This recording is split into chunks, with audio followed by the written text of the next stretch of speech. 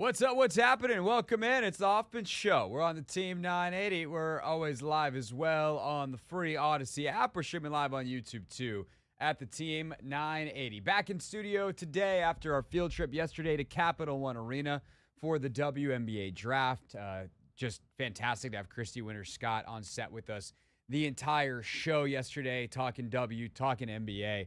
A hoops-filled show yesterday, and there'll be plenty of hoops today. We will talk some NFL draft, though. John Keim was our guest on Take Command. It really wasn't guest. He was a guest co-host because Logan's on spring break vacation. And so we answered a few NFL draft questions. We'll let you hear part of that later on in the show. NBA play-in is tonight, so we'll get there as well. But we start off with the draft yesterday. And Anthony, I feel like I must address... at some level, this is like the elephant in the room. And I know that for a lot of folks that listen to this show especially, like there's plenty of folks that maybe are huge women's basketball fans and WNBA fans, college fans, and they might listen to other stuff too.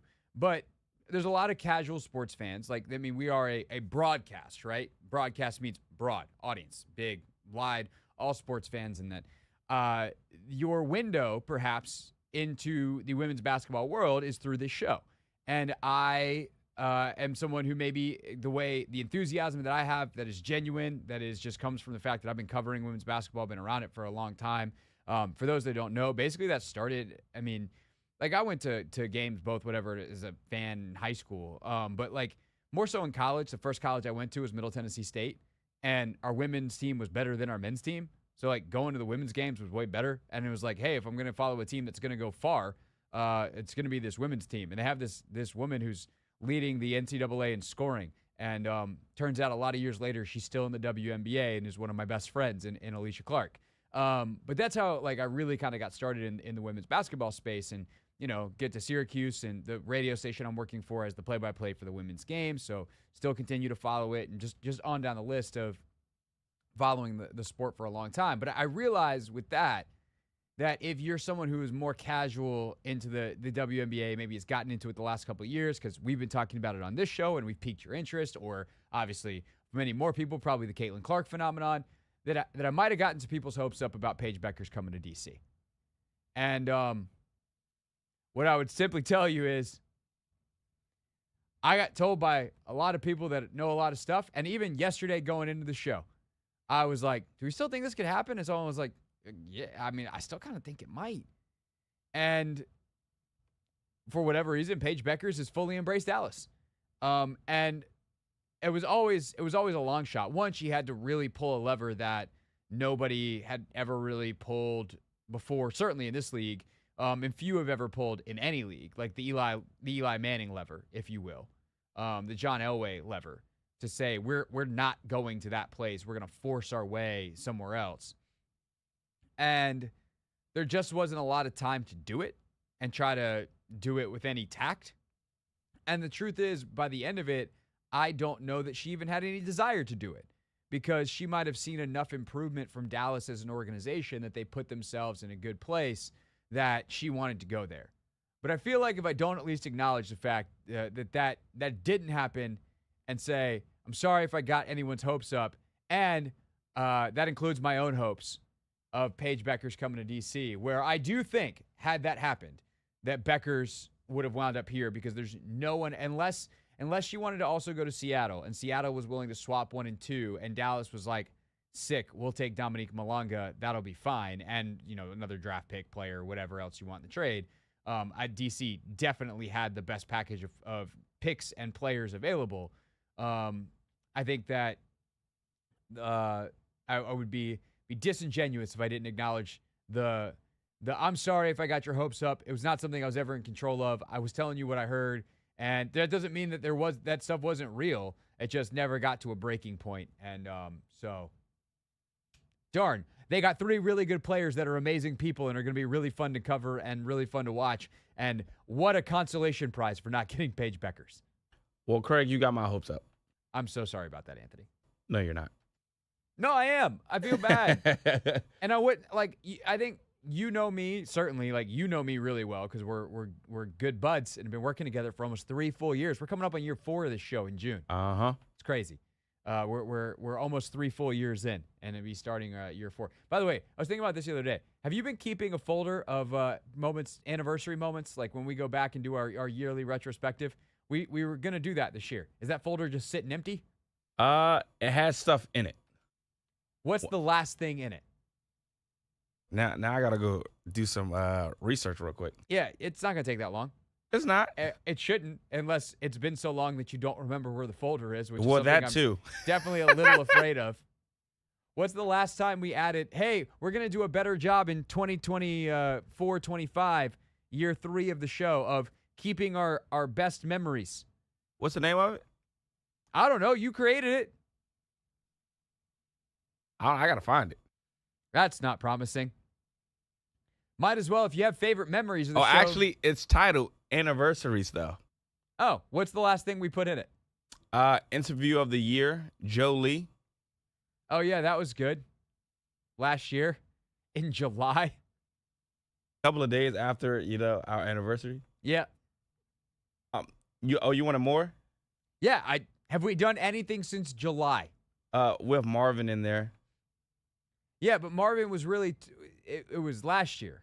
I'm joking. That's the only thing that's in there, Craig. Great. But I'm glad you told me that now. This is a good homework assignment for me. Yeah, we got to go back to some of the favorite memories of the show. Yeah, we got some for sure. Yeah, but now we got to go find them. Yeah. Because if we're going to do an anniversary show, the whole point was that we would do our work early and not have to scramble in the week leading up to our show's anniversary. We got 2 months. Anyway, yeah, have fun. And then let me know what date it happened so I can cut the video. The point is, Anthony, you know me very well. I'm not someone who's going to go on a piece of information if I don't hear it from multiple people, if it's not kind of what everyone's hearing. In this particular case, is I don't have like primary sources. It's just like talking to a bunch of other people in the business who cover this stuff. It's certainly something where, you thought it was a possibility. And by the way, Jamila Weideman was asked in her press conference. We didn't cut this clip, Anthony. I kind of wish we would have. That's my bad for not asking you for this. But we will have the 3 most interesting things from Jamila Weideman, the Mystics GM, next before Kenny Brooks, the head coach at University of Kentucky, who coached Georgia Amoore, the 6th overall pick, the 3rd of the 3 Mystics first-rounders at both Virginia Tech and Kentucky. Kenny Brooks is going to join us live at 4:30. But Jamila was asked, like, hey, was it always your intention to use these these 3 first rounders, or were you kind of hoping to do something else? And I think she did a diplomatic job answering the question of like, well, we were trying to make our team better and we wanted to make sure that we had options, which to me says they were loading up just in case. And so I think that at some point there was some fire to that, and at some point somehow Dallas put out the fire, but it doesn't mean that there wasn't a little bit of smoke that got out before they could.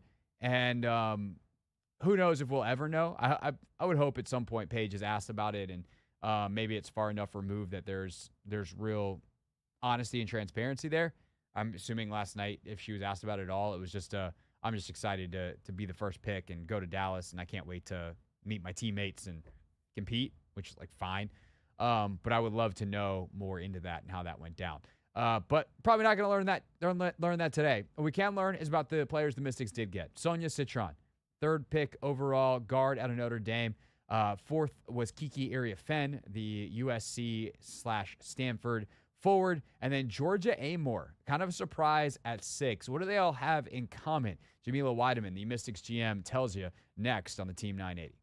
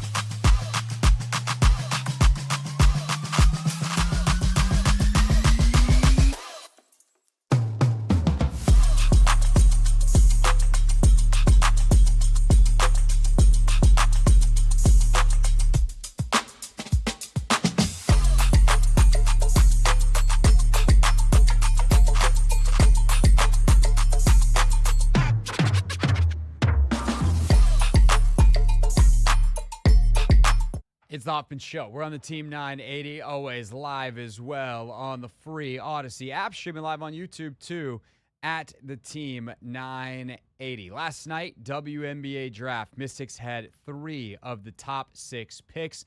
They took Sonia Citron, Kiki Iriafen, and Georgia Amoore. Amoore's coach at both Virginia Tech and Kentucky, Kenny Brooks, going to join us at 4:30. Their general manager, Jamila Weideman, it was her first time in the lead chair, being the general manager of the Mystics, or general manager anywhere.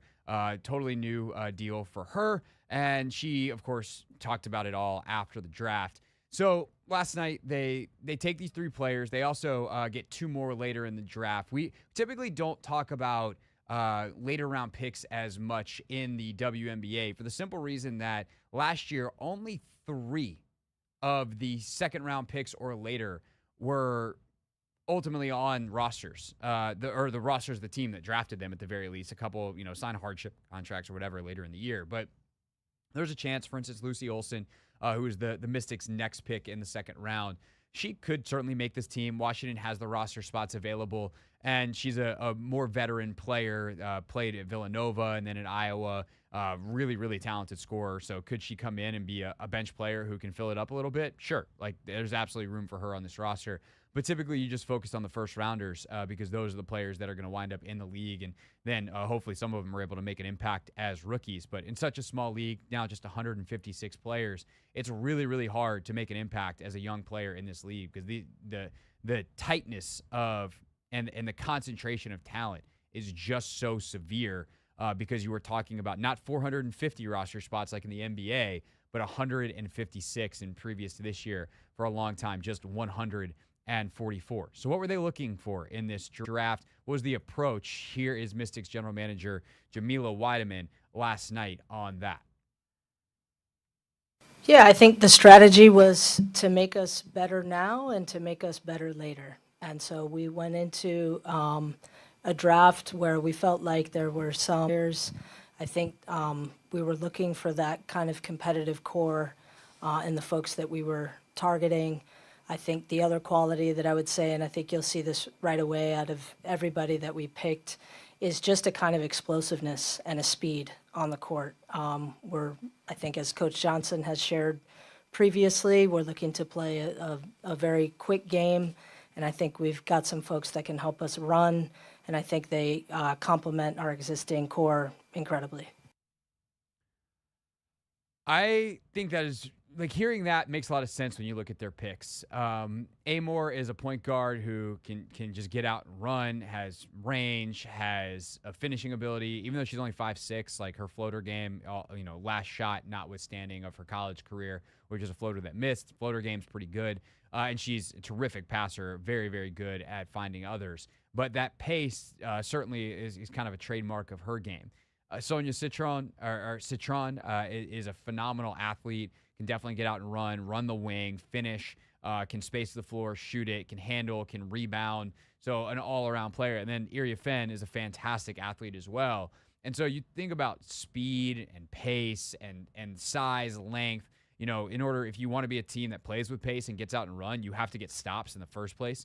It's real hard to run off made baskets. And so whether it's, deflections and loose balls and turnovers or just forcing missed shots, having these, outside of Amoore, long, versatile defenders like they've got in Shakira Austin as an incumbent, as Aaliyah Edwards, Sonia Citron now, Kiki Iriafen now, Brittany Sykes. They've got some potential really big lineups, really long lineups that can be a menace defensively, and then your offense comes from the ability to get out, and someone like Amoore can certainly help in that department. Jade Melvin is someone who pushes the pace quite a bit, so very interesting collection of players they've got, and the speed and the pace and the athleticism, something that kind of ties that all together.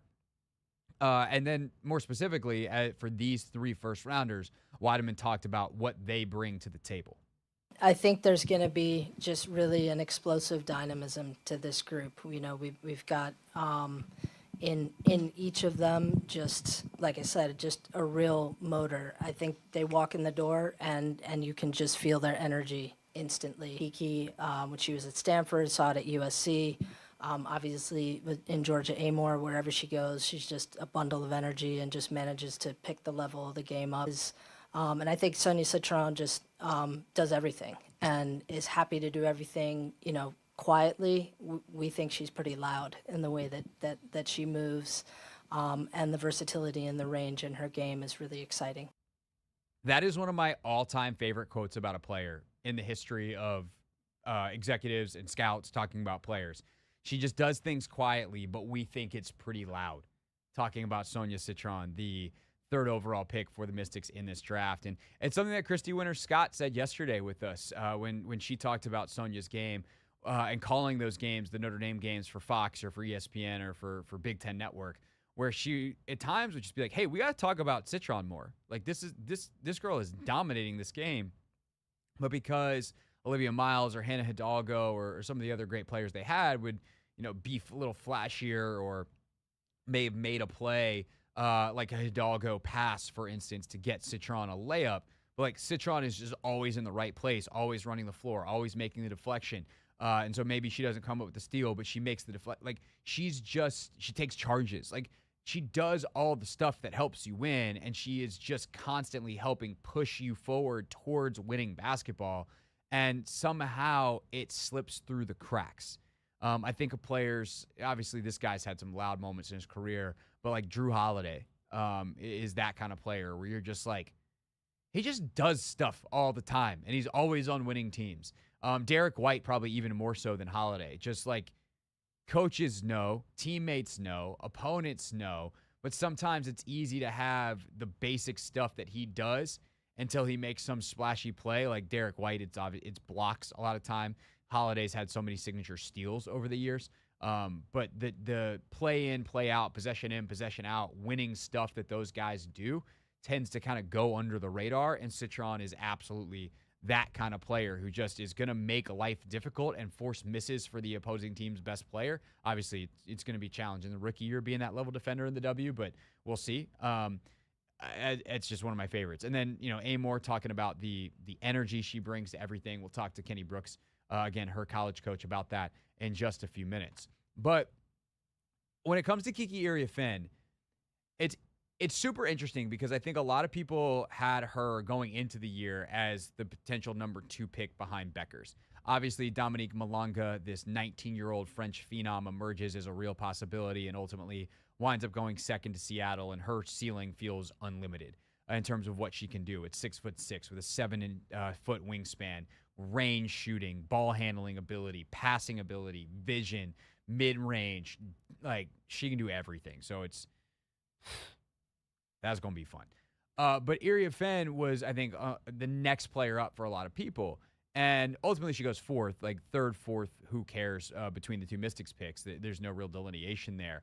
But the fit, I think, is the interesting thing for Kiki with Aaliyah Edwards and Shakira Austin, two bigs already in play here that have similar positions on the floor that they operate from.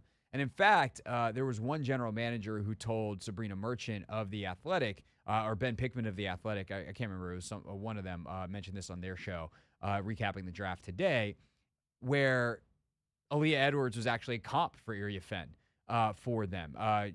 Christy yesterday said Shanae Agumake, former number 1 overall pick, now, of course, ESPN analyst, but longtime stalwart in the W out of Stanford, was a good comp. But how do those three fit together? Weideman was asked that to close out the press conference last night. Yeah, it's a great question. I mean, fortunately for us, those three players are also incredibly versatile. So their side, their skill set allows them to, create some space and actually move in transition.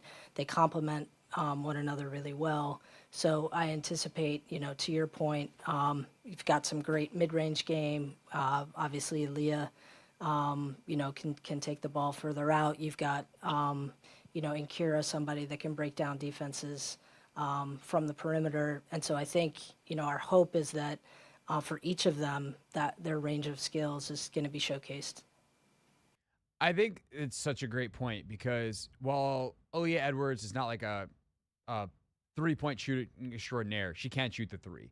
Shakira Austin, not so much a three-point shooter, but is dangerous on the perimeter because she can genuinely drive the ball from the perimeter as like a perimeter-oriented, get downhill, can you get to the basket, or dish it off and make a defense collapse on an open three, or even stop, pop, and shoot a little floater, mid-range pull-up type game. Like, she's got that. So if you've got that kind of versatility, it's a lot easier to then put in someone else who, by the way, Iriafen can do a lot of that same stuff Edwards can, and will continue to extend her range out over the course of her career in the WNBA. So that is the word from Jamila Weideman, the general manager of the Washington Mystics. And we will get a little bit more on the W draft as we go. But the last thing we want to do is talk to someone who knows one of the 3 Mystics picks better than anybody outside of her own family. Georgia Amoore might even say that Kenny Brooks is family. Her head coach that recruited her to to Virginia Tech, and then ultimately moved to Kentucky, brought Amoore with him to Kentucky. An incredibly special coach-player bond that they developed. They've talked about this quite a bit, and the success was tremendous. As good of a season and good of a run as both of those programs have had recently is with those two leading the way. So we rang up Kentucky and said, hey, can we get Coach Brooks on the show today? They luckily said yes, and so Kenny Brooks will join us next here on the Team 980.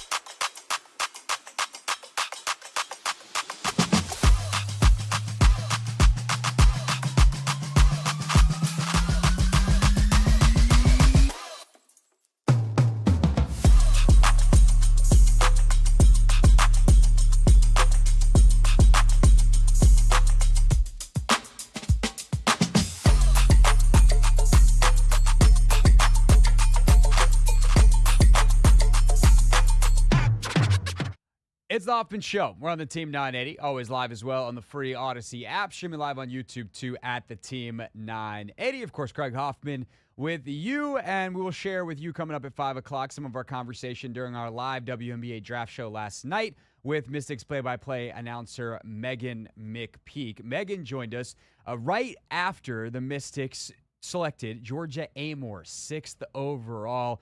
Amoore, long career, successful career at Virginia Tech, and then followed her coach, Kenny Brooks, to Kentucky, where they made another deep NCAA tournament run. And then, obviously, she went into the draft, and here we are, 6th overall pick, Georgia Amoore, to the Mystics. And we are lucky enough on the show now to welcome Kenny Brooks in, the head coach at Kentucky, the head of their women's basketball program, and Georgia Amoore's coach for, seems like forever, Kenny. Is it going to be weird for you next year, not having her out there leading your team? It's going to be very weird, and I'm going to have to get over it, but I think she's in good hands, so I'm very, very excited for her. Can you take us back? Obviously, you and Georgia have a very special relationship. Sometimes that's just, you have players that come and go. You have relationships with all of them, but there's something about you two and the way that she talked about you at the end of her career and really all along of why she, wanted to follow you to Kentucky, the whole deal. But take us back to the start of that relationship. When did Georgia Amoore first come across your desk, whether it was you seeing her play somewhere or someone on your staff being like, hey, we should check out this Australian kid? Yeah, we were in desperate need of a point guard, and one of my assistants brought her film to me, and they said, take a look at her. I watched her, very intrigued, but really developed a relationship over the phone. And, throughout the whole process, it was so impressive because Georgia handled her whole recruitment. There was no scouting services. Her parents weren't involved, and she handled everything, got her film out. So that was, very intriguing because I felt like she was a very mature person for her age. The very first time I saw her in person, I traveled all the way to Belarus, and that's a country right beside Russia. And when I tell you that was the hardest trip I've ever had, but the most rewarding, because I got to see her in person. She moved up our board, recruiting board, and then when she came on campus to Virginia Tech, I just fell in love with her personality, her demeanor, her talent, and the rest is history.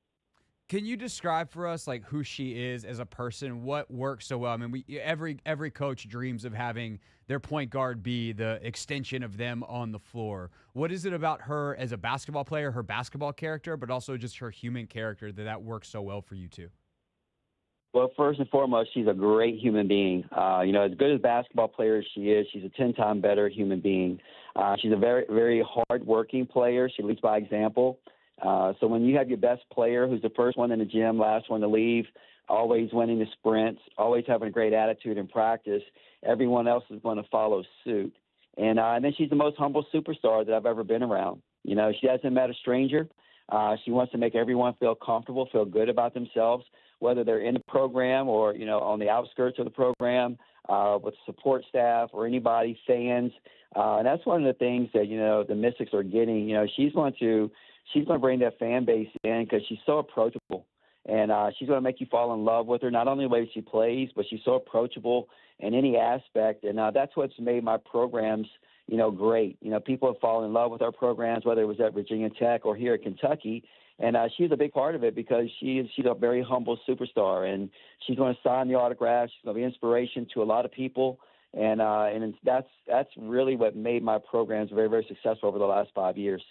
Kenny Brooks, head coach at Kentucky, with us here on the Hoffman Show. I think the other thing that's so interesting to me about Georgia, the person, and very much obviously following from afar, you're following these kids on social media and seeing the interviews and all that kind of stuff. But it seemed like even as her star rose, and it especially is rising in the background of NIL becoming what it has become, that she always was someone that seemed to want to bring her teammates along with her, that she was very rarely posting about herself. She's posting about her teammates and other people around the program.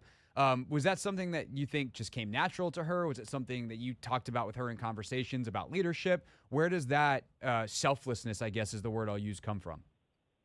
Well, I think you hit it wrong. It's both of them. It's something that's embedded in her. She's very mature. She's had a tremendous upbringing with her family, and they've instilled, great values in her. And then she's also a student of the game. And when I say the game, I'm not just talking basketball. I affectionately call her my mini-me. And, she just really has taken upon my personality a little bit. She's watched me. We've done no media training with her. Everything is done organically. She will kill a press conference. If you guys get her on your show, you're going to be wowed by her just because she pays attention. And she really is a caring person. She wants to make sure everyone around her feels good. And that's the job of a point guard. She's a facilitator by nature, so she's going to try to make everyone else around her better.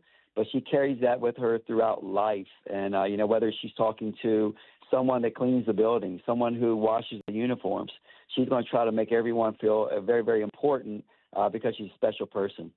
Anthony, let's make sure that that Georgia's on our list for Media Day this year. Let's make number one on the list. All due respect to Sonia and Kiki, who also seem like wonderful young folks. We love Aaliyah Edwards. We love Shakira Ross. We got Georgia Amoore. Kenny Brooks did it for you. You're now number one on our Media Day. There you go. On our Media Day list.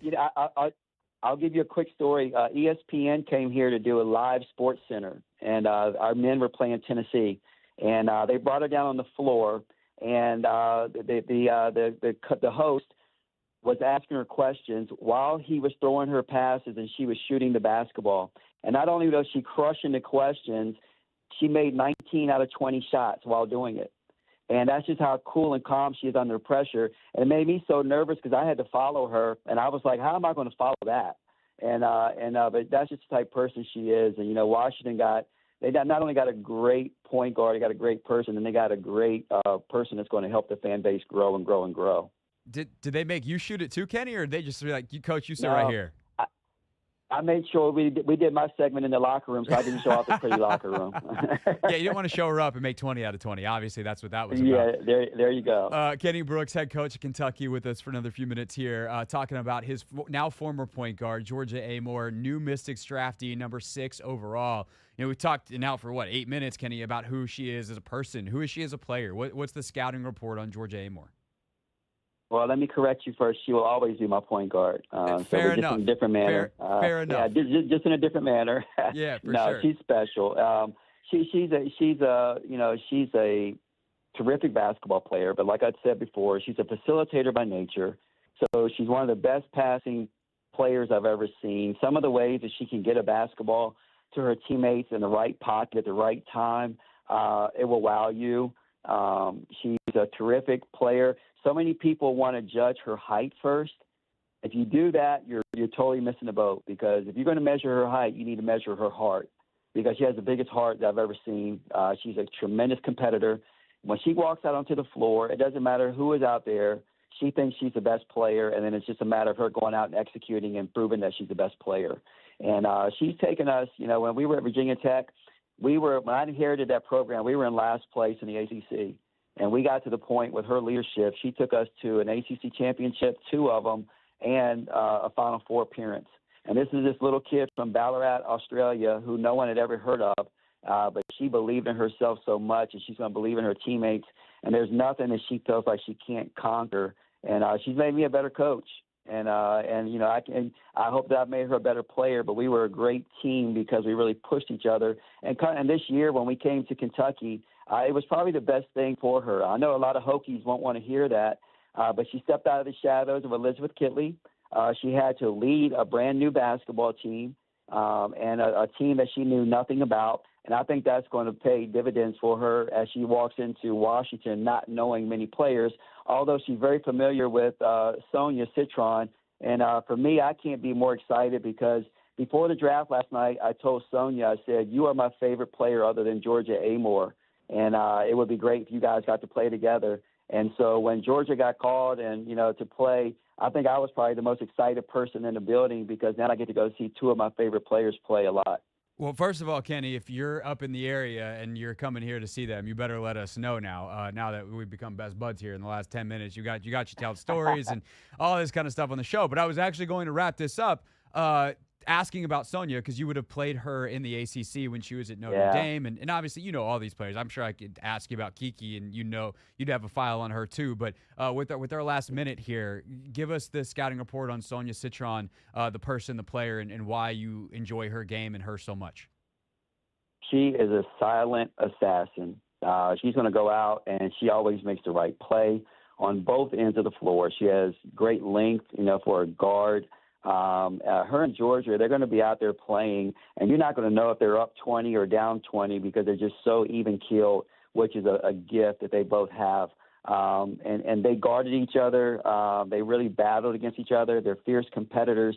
But Sonia Citron was, the glue to Notre Dame's success over the years. She was a big reason that she was a pain in my side. But I like you as a coach, sometimes you just marvel at people and they just have the it factor. Sonia Citron has the it factor. And, I might get killed for saying this, but I think she's every bit as good as Paige Beckers. I really do. And now she gets an opportunity being the third pick with an opportunity to come in and make a mark on an organization. And I think, she very well could be in the running, both of those kids, her and Georgia, for, Rookies of the Year. Well, we certainly hope that is the case here in D.C. That is a big statement. Kenny Brooks, head basketball coach at Kentucky, with us here on the Hoffman Show. And all jokes aside, Kenny, if you're up in the area watching your kids play, watching Georgia play, we'd love to see you up here, and hopefully we'll see you in D.C. at some point this summer. I'll be there a lot. I really appreciate you guys. Take care of my girl. We will do our best. Thanks so much, Kenny. That's Kenny Brooks with us here on the Hoffman Show on the Team 980. Anthony, that soundbite won't get any attention. Sonia, it will. Sonia Citron, I think she's as good as Paige Beckers. Yep. Look, I'm very excited to see Sonia Citron play. Paige Beckers is special. Kenny Brooks knows a lot more basketball and has forgotten more basketball than I know.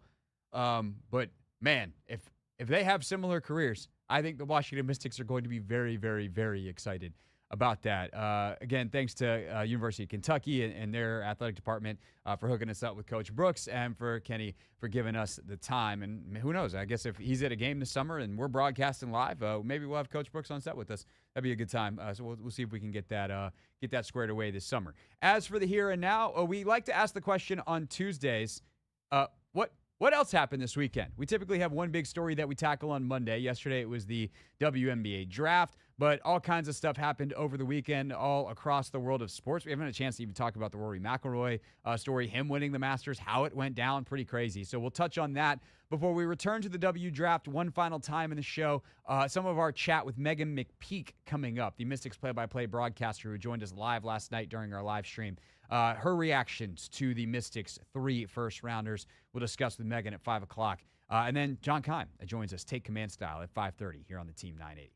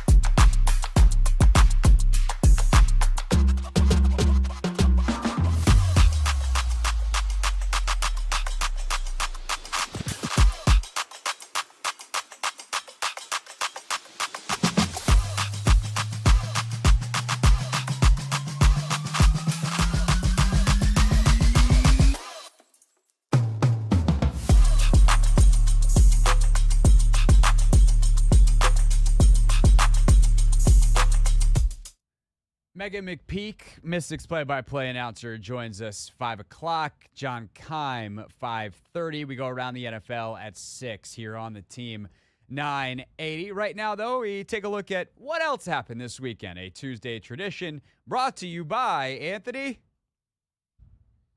Nobody, Craig. Yep. Our weekend recap brought to you by the same fine folks who bring you the weekend preview. That's absolutely nobody. Could be you. Give our ad execs a call. The big story this weekend that we didn't talk about yesterday, Anthony, was Rory McIlroy's win at the Masters. He completes the career Grand Slam.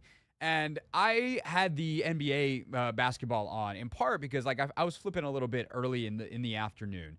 And I saw, he's got a big lead, be good. And all of a sudden, 45 minutes later, I get an alert on my phone that's three-way tie at the Masters as McIlroy blows 5-shot lead. And I'm like, oh, God, here we go again. Because this has been obviously Rory's history at Augusta and in many, for as great as he is. And I think this is, Michael Jordan broke basketball in some ways because he just never lost in those big moments. Once he figured it out, he never lost again. The 6 titles come in 8 years. The other 2 years, he's playing baseball and coming back from playing baseball. And it's just that's not really how that's supposed to work. You don't figure out the game. And Tiger Woods, in many ways, at the peak of his power, same thing. If he had a lead going into Sunday, it was over. You could have just canceled the final round or just given Tiger the trophy, let him go home, and everyone else can play for second, third, and whatever other prize money is available. And I think if you're great and you're up there, sometimes you're going to miss. That is much more realistic outside of the MJs, the Tigers, the truly best of the best of the best of the best, the top 1% of the top 1% of the top 1%. And it's just happened to Rory at Augusta multiple times. And sure enough, he regains the lead. A lot of mental strength, I think, to do it the way he did it, where he's got just these brutal, bad holes, loses leads, other guys are making a run, is able to get it back, and he's got a putt. Or he puts the ball. I think this is my favorite part, is he just pipes a drive on 18. You're couldn't be in better spot. Sick. Did the hard part. Don't wind up in the woods. Don't wind up in the rough. Don't wind up behind some dumb tree that someone planted in the middle of what should have been an open space. And you're like, oh, God, now I got to whack a ball around the tree. No, he avoided all that. He's dead center of the fairway on 18. And then he hits it in the bunker. And you're like, buddy, just get it on the green. You literally just get it on the green, roll it close to the hole, tap in, you win the Masters. You got a 1-shot lead. You can play for par. And instead, he doinks it in the bunker, knocks it out, misses the putt, bogey, go to 8. Now you got to play 18 again. And the wackadoodle part of the story, as if that wasn't wacky enough, is his opponent in Justin Rose is historically great at coming in second at the Masters. The last time the Masters went to the playoff, Anthony, who was in it? Mr. Rose. Yeah, and it was him and I believe Sergio Garcia. And and Justin Rose lost the playoff. He's come in second other times as well. And so Rory's able to overcome the demons. He's able to do it. And now, where this story goes from Rory's going to do it to Rory choked again to Rory did it, in some way then circles back to encompass Justin Rose. Where if Rory had just made that putt on 18 the first time around and they don't go to the playoff, or he doesn't put the ball in the bunker in the first place on 18 and they don't go to the playoff, Justin Rose just be like, dang, I had a great Sunday. It sucks that I finished in second, but that's all I could do. Instead, it's, no, man, you were in the playoff, and then you goofed it up, and Rory just absolutely sticks his approach on 18 the second time and ultimately wins the Masters. So in a way, I feel bad for Justin Rose, but it just kind of is also, in a sadistic way, comical how those two stories, somebody had to win. And it turns out to be Rory. Yeah, I mean, the thing is, all I saw on my Twitter and people texting me, everybody's asking, are you watching Roy? Are you watching Roy? Just because essentially he was about to choke again. And I mean, I'm not going to pretend like I'm a golf wizard and I know all this, stuff about golf, but I do know that Roy has long been chasing a Masters, and the fact that he had, such a lead, I'm like, what? 'Cause I think 2 days in, he was like at under 11. I'm like, what is the highest score or the lowest score anyone's ever had? I'm thinking he's about to, get minus 19, minus 20. In case anyone had any doubt about Anthony's golf knowledge, you called it under 11. 11 under. There you go. But I'm just saying, like, I really thought, he was going to have one of those types of performances. But, golf is golf, and it be golfing sometimes. And, he ended up choking a little bit, making it a little bit more interesting than we all intended it to be. And he ended up pulling it out, though. In the what is it, the playoff? The hole off. The play-in. Anthony, you just did a real-life version of Chance the Rapper talking about hockey on SNL. Ah! I don't know if that was a purposeful bit that you did. No, I honestly don't know what it is. I don't know if it's a play-in or a playoff or a hole off. It's just playoff. It's a playoff cool. hole. Again, I'm not a golf expert, but I got. You do know that, though. I got the terminology down. Okay. There's other stuff that the Spirit won this weekend. Again, they're playing good Warriors ball. game was lit too, though. Yeah, we talked about the NBA playoffs. We're going to talk about them later again. The Formula One race was exciting. There's a bunch of stuff that happened. That concludes. Again, somebody could have sponsored that. What Anthony just did, your company could have been on that. What a missed opportunity for you out there in the world. I hope everyone enjoyed that as much as I did. That's what else happened this weekend, everybody. When we get back, the WNBA Draft, Mystics take 3 of the top 6. Megan McPeak was with us live while it happened last night on our YouTube stream, and we have her analysis for you next on the Team 980.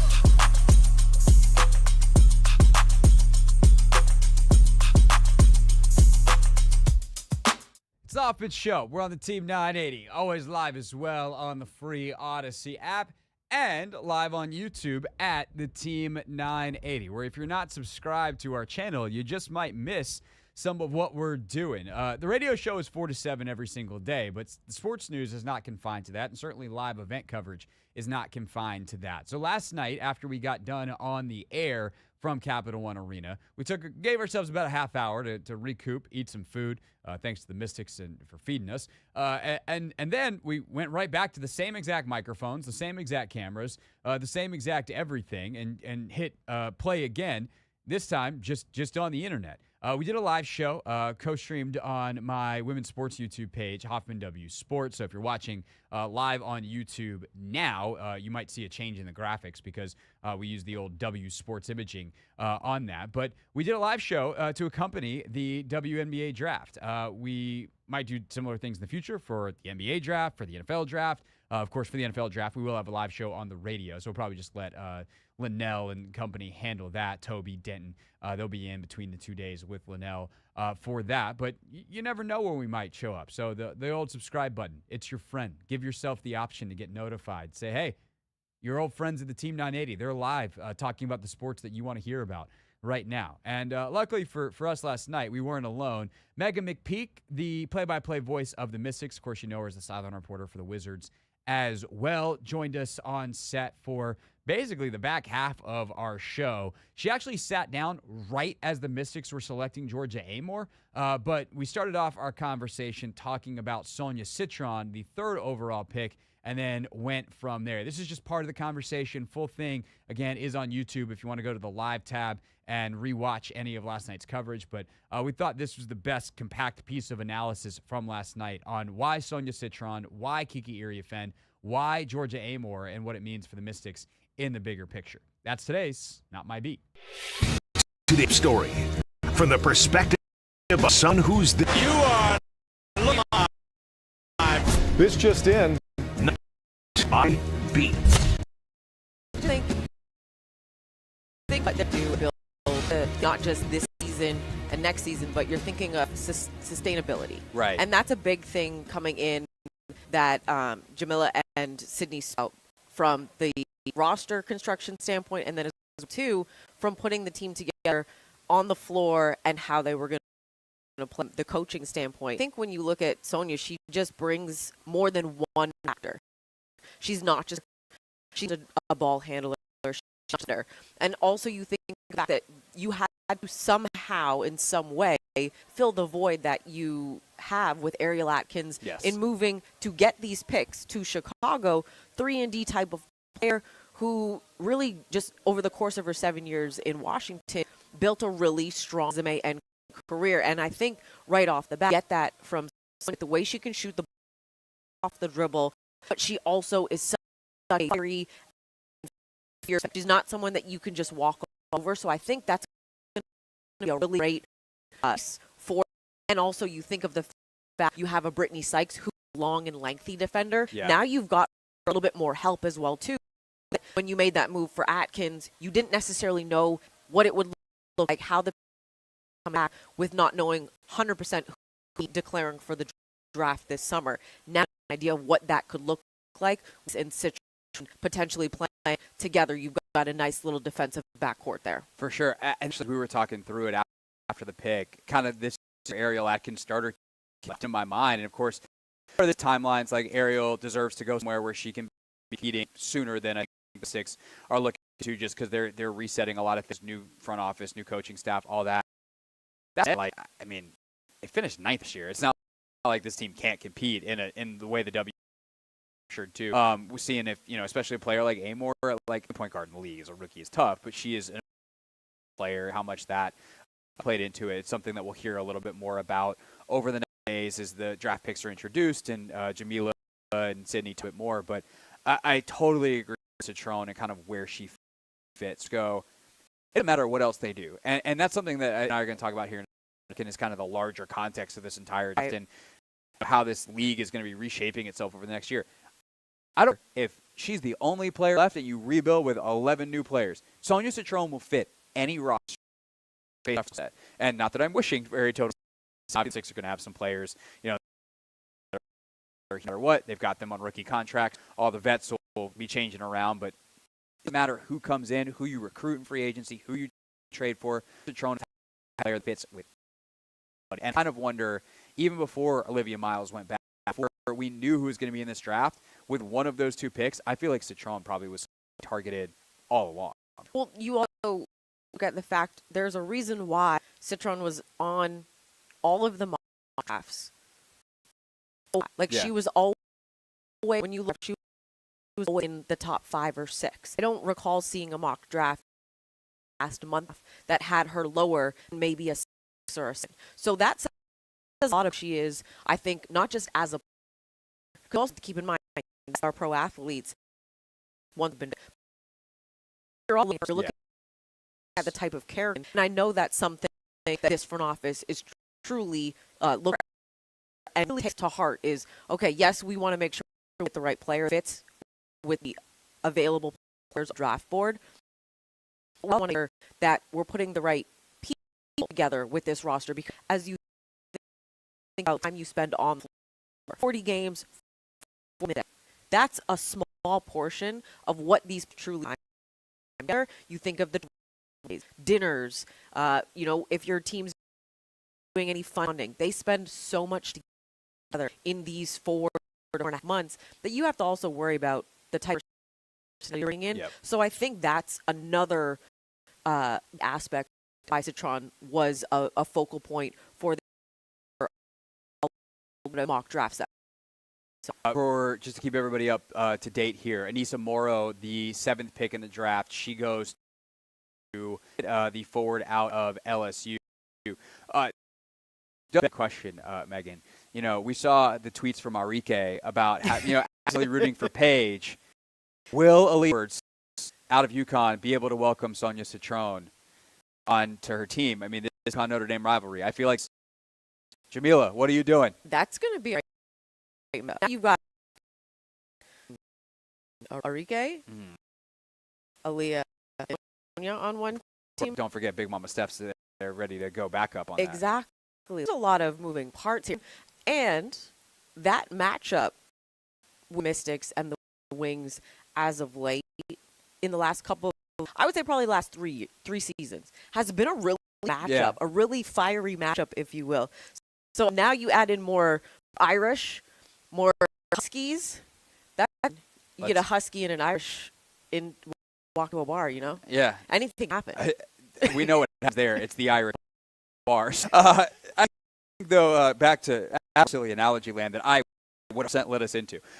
I think a lot of time talking about this with Chris. We've been just kicking it around, talking about it to Anthony, who's sitting over there, just smiling, pretending, wishing he would.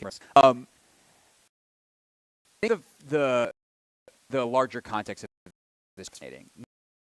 On ESPN, there's I think it's 105 of 235 players in the league. However, 35 in the league. When you add in the fact they've got I don't know where the 235. I just saw the number. Yeah, 156. But 105 players or something like that are going to be free agents. And they're one of two. You can do what Washington and it looks like Connecticut. They've got 2 picks. They've got 2 picks plus last year, where it's we build players that can be attracted to those free agents. Or you have teams that are recruiting like Heat did today, where we're going to completely clear. We're going to have no one on our roster. The Aces, I think, probably going to wind up falling into the story. Kate, one of their draft picks from last year, gone to Golden State, and then they don't have a round pick, second round pick or a 50-50 shot at best to make their teams. It's Asia, you go pick who you want to play with, and bring them on back here when this new CBA gets done. I just think that's fascinating. I'm curious your thoughts. You're seeing kind of this larger, bigger picture of where the league and how. Well, there may be some wondering, how the situation also could affect things, because that's kind of in this limbo fluctuation. So there's so many going into this 2025 season. There's all this. You've got a new team, this influx of young talent, the vets that are trying, to prove that they can play. And it's not even that they trying to prove they can play. Like the fact there was possibility of Diana Taurasi still playing this year, and until maybe 2.5 weeks ago that the official word came down. Yeah. Her, it's also Don, who officially retires. Like they were still trying to find to make themselves available to be on the floor. That's the game. So add that in with the talent, adding a new team, and then you're going to be adding new teams down the road. So I think it's just putting this franchise, this league in a position for growth at the right time, and not like a quick growth happen incrementally.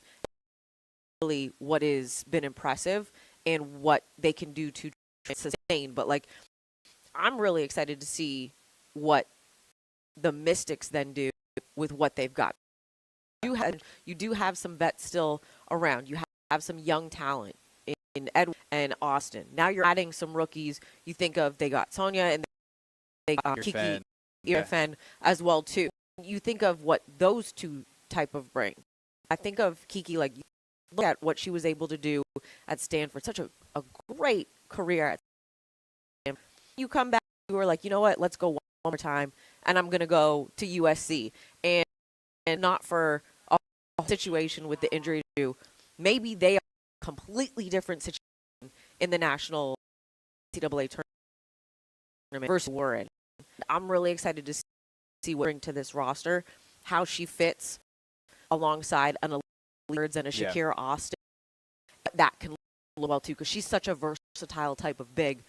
What will look like as they try to establish what Hudson wants to, like his play style, things he wants to do on the, with so much young talent surrounding, Sykes as your leader. I totally agree. I think it's maybe in the most sustainable of any franchise in the NBA from a player standpoint. Because actually, I mean, surely because of the numbers, like they have more player contracts and that one of two ways. One, this magically in these leagues that people are like, it's gonna work out because they are all 1,000% good. Or they are all very different styles. So that is, yes, they're all bigs, but all play a very different. We got to see a couple of times prior to Shakira last year with what it would look like with Edwards and Austin playing off of each other and playing. We know what it has looked like Edwards, Dolson, because Dolson touched the floor. Right.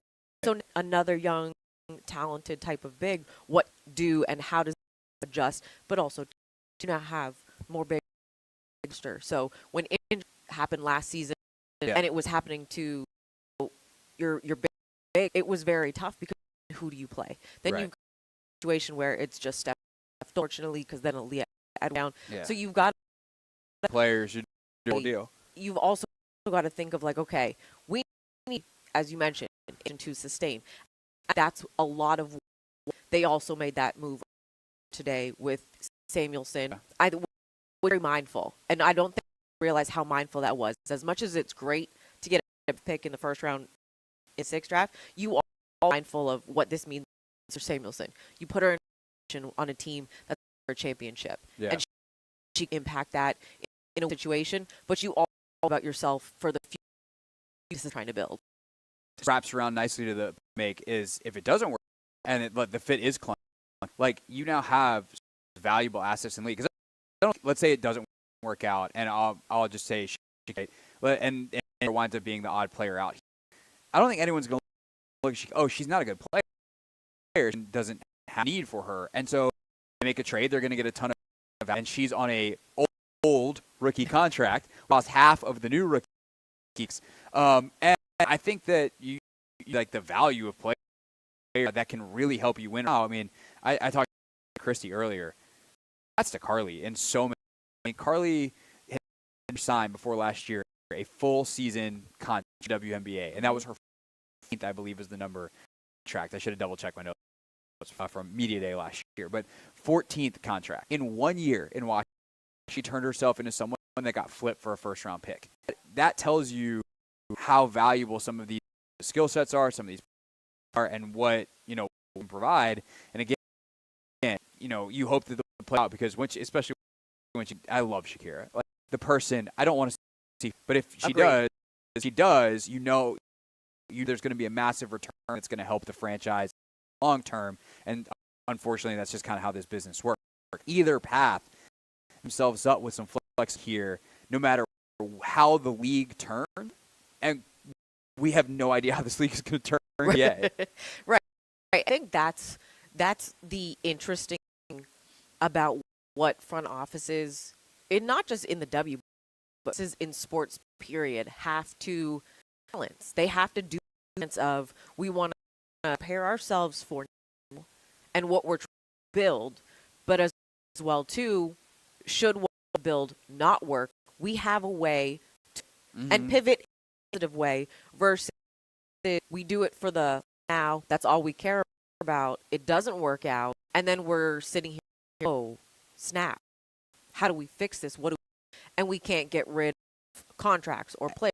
There's so many things. I don't know, a major deconstruction, which is not to pick on Brad, but like that's what the Wizards had to do, give themselves a way out. The old Michael and Will got in here and were like, "God, this is going to be painful." Now Phoenix is in the same thing, because that's why no one. Again, not trying to pick on. That's why no one, not even Steph Curry, has clause, because you two in this sport give yourself the chance to pivot, and if you don't, it is a bad situation. It's not necessarily the situation team would want to be in, and I think that you, as a general manager, have in the back of your mind when you're making these decisions, when you're thinking the picks that you're going to look, thinking of the players, it's thinking of putting your coaching staff together, because energy.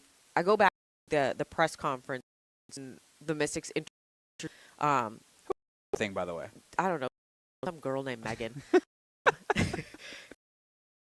When they happened, that was a constant thing I kept hearing.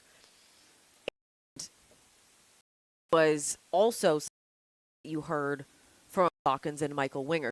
So clear of what with Michael Winger, the overseer of Monumental Basketball, the synergy. It's not just inside. It's happening on both, because trying to sustain something, to not just build a culture.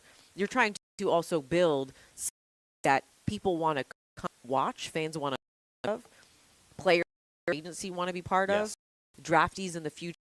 I want to get drafted to watch. And so that, like, I go back, and I know we're talking Mystics, but saying that, I go back, NBA draft, number 2 pick for the Wizards. I want to play in Washington. So now what you're on the Mystic side is something in having to say, I want to play for Sydney Johnson at my boss to be like, that's what you're trying to build. And I think this is where it starts, obviously tonight, with this being their first draft. And I'm excited to see what they do, moves and picks, and how they can try to then get ready for the season, and then where they go as the season goes on. Megan McPeak, play-by-play broadcaster for the Washington Mystics, with us last night on our live stream show. Of course, at the Team 980, where that streamed live on YouTube. And don't forget, Megan and Christy Winter-Scott, who was with us for the whole radio show yesterday, broadcast each and every game of the local broadcasts on Monumental Sports Network, and those are simulcast here on the Team 980. So we are back for Season 2 of Mystics basketball. And, of course, leading into those games when they're on after us, we'll give you a little preview, little pregame action from your friends here at the Hoffman Show. Of course, we make our bones most days talking football, though, and we will return to our roots in that way next. John Keim was nice enough to spend a nice long while with me this morning in Logan Paulson's absence. Logan is on a spring break vacation with his family, recharging before next week's NFL draft. And so Keim kindly stepped in as we did our Monday, or I guess our early week mailbag. It used to work a lot better for the alliteration and the branding, Anthony, when it was the Monday mailbag. It was mailbag Monday. But Tuesday doesn't work like that. Not at all. No. What could we call it on Tuesday? Tuesday. Take the mail out? Yeah, like questions, queries. They all start with the Figure it out. eventually, or I won't. The point is, Keim answered NFL draft questions, including there's a ton of Ohio State players in this draft. Shocker. Those that know John Keim know that he's a Buckeye. If he could only pick one for the Commanders, who would it be? You got to hear his answer next here on the Team 980.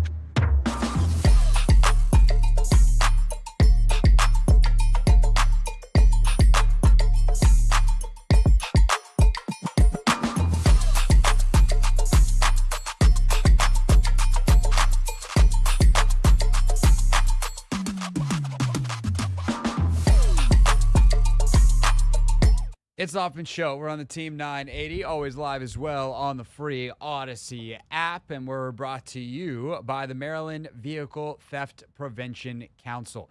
Maryland drivers, did you know a vehicle is stolen in Maryland every 16 minutes? The key to preventing theft is in your hands. Lock your car, take your key, use an anti-theft device. Learn more about vehicle theft prevention at mdauthotheft.org. All right.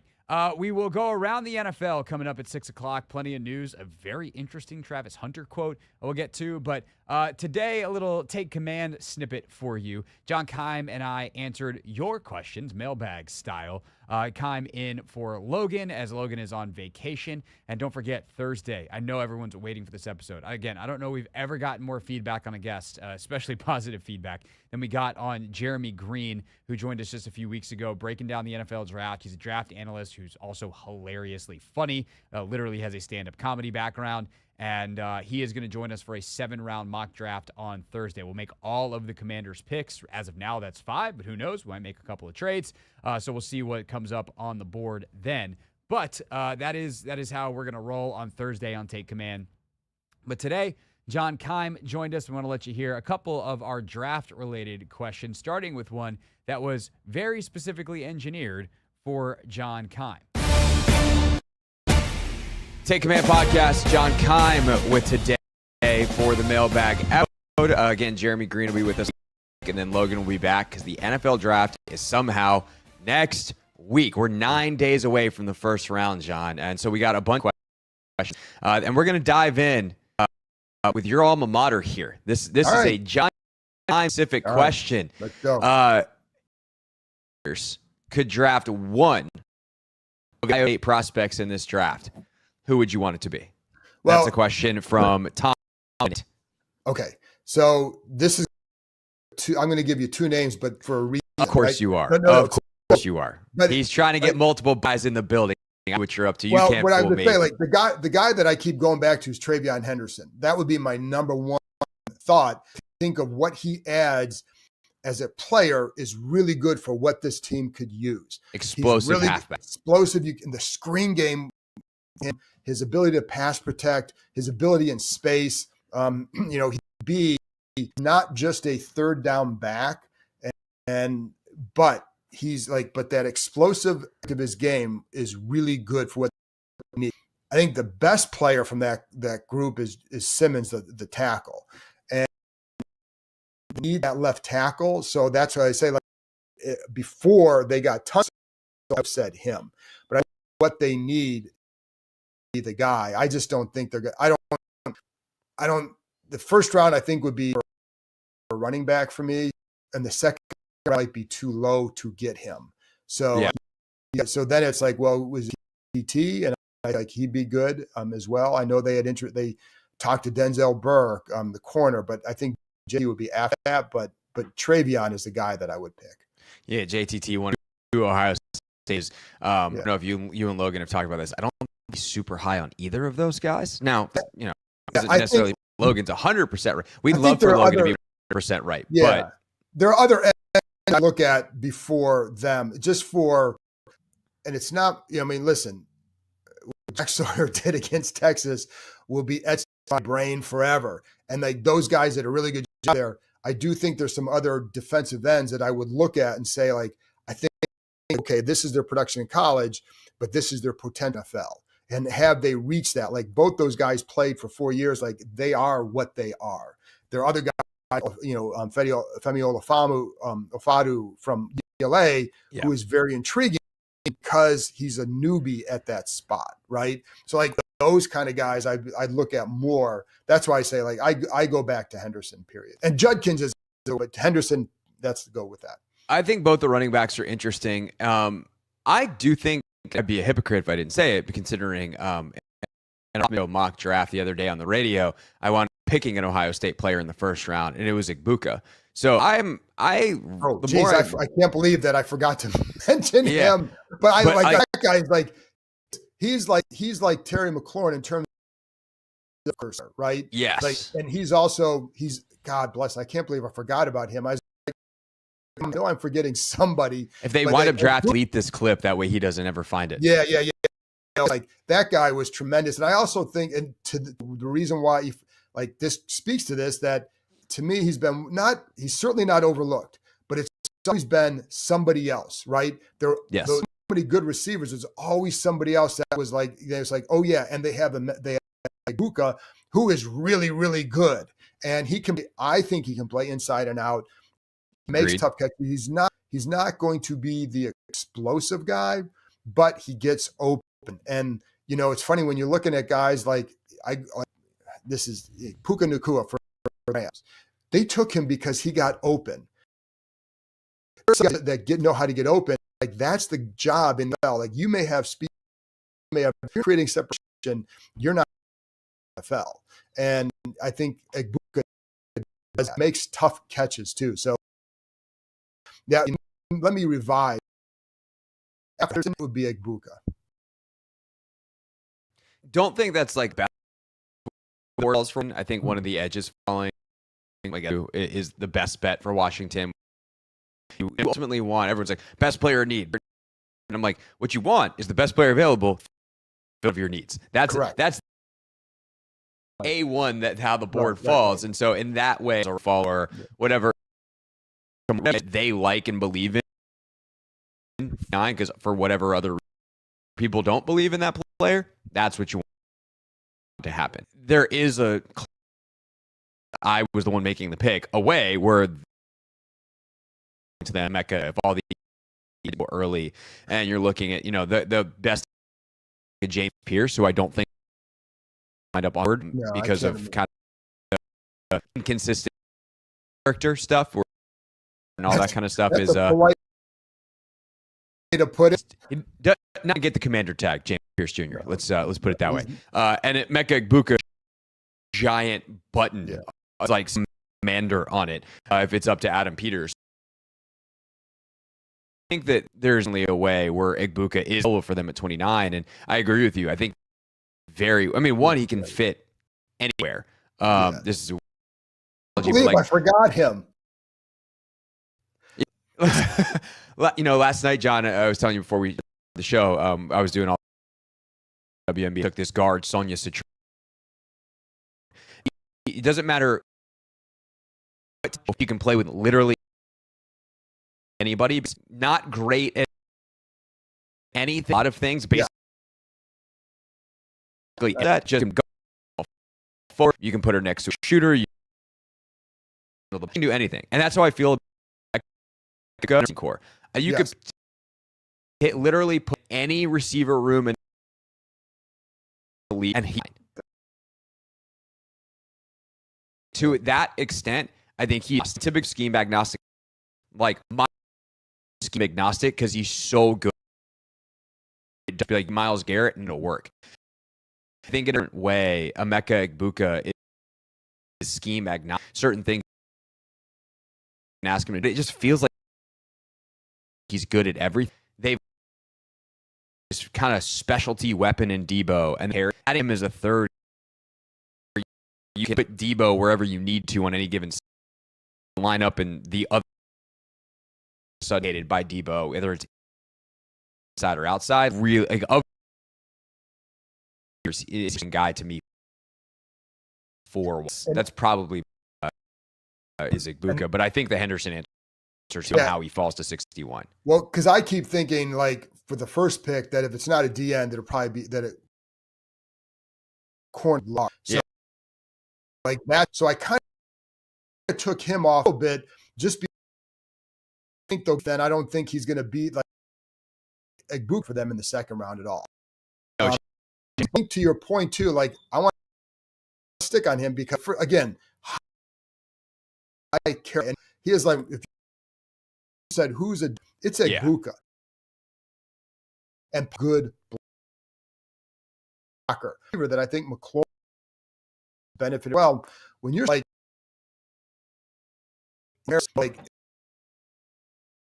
actually saw in the Beast, Dame Burglar has receivers he's played that were top. Wilson, I mean, your point is like when you're a receiver, like to bring the diva types in, right?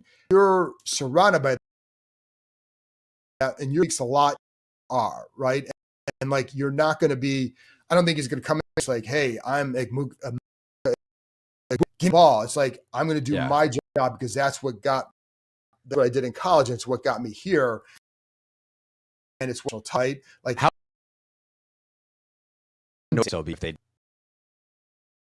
have now with it. Like, he's two lockers. He's like he and Terry. So, Let's do it. Put it right. Yeah. Sauntering over to that part of the locker room every day. Hey, Mikey, you like? But I do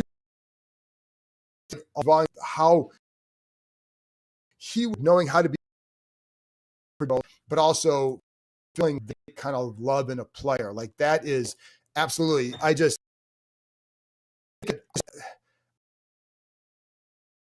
he's probably. I think they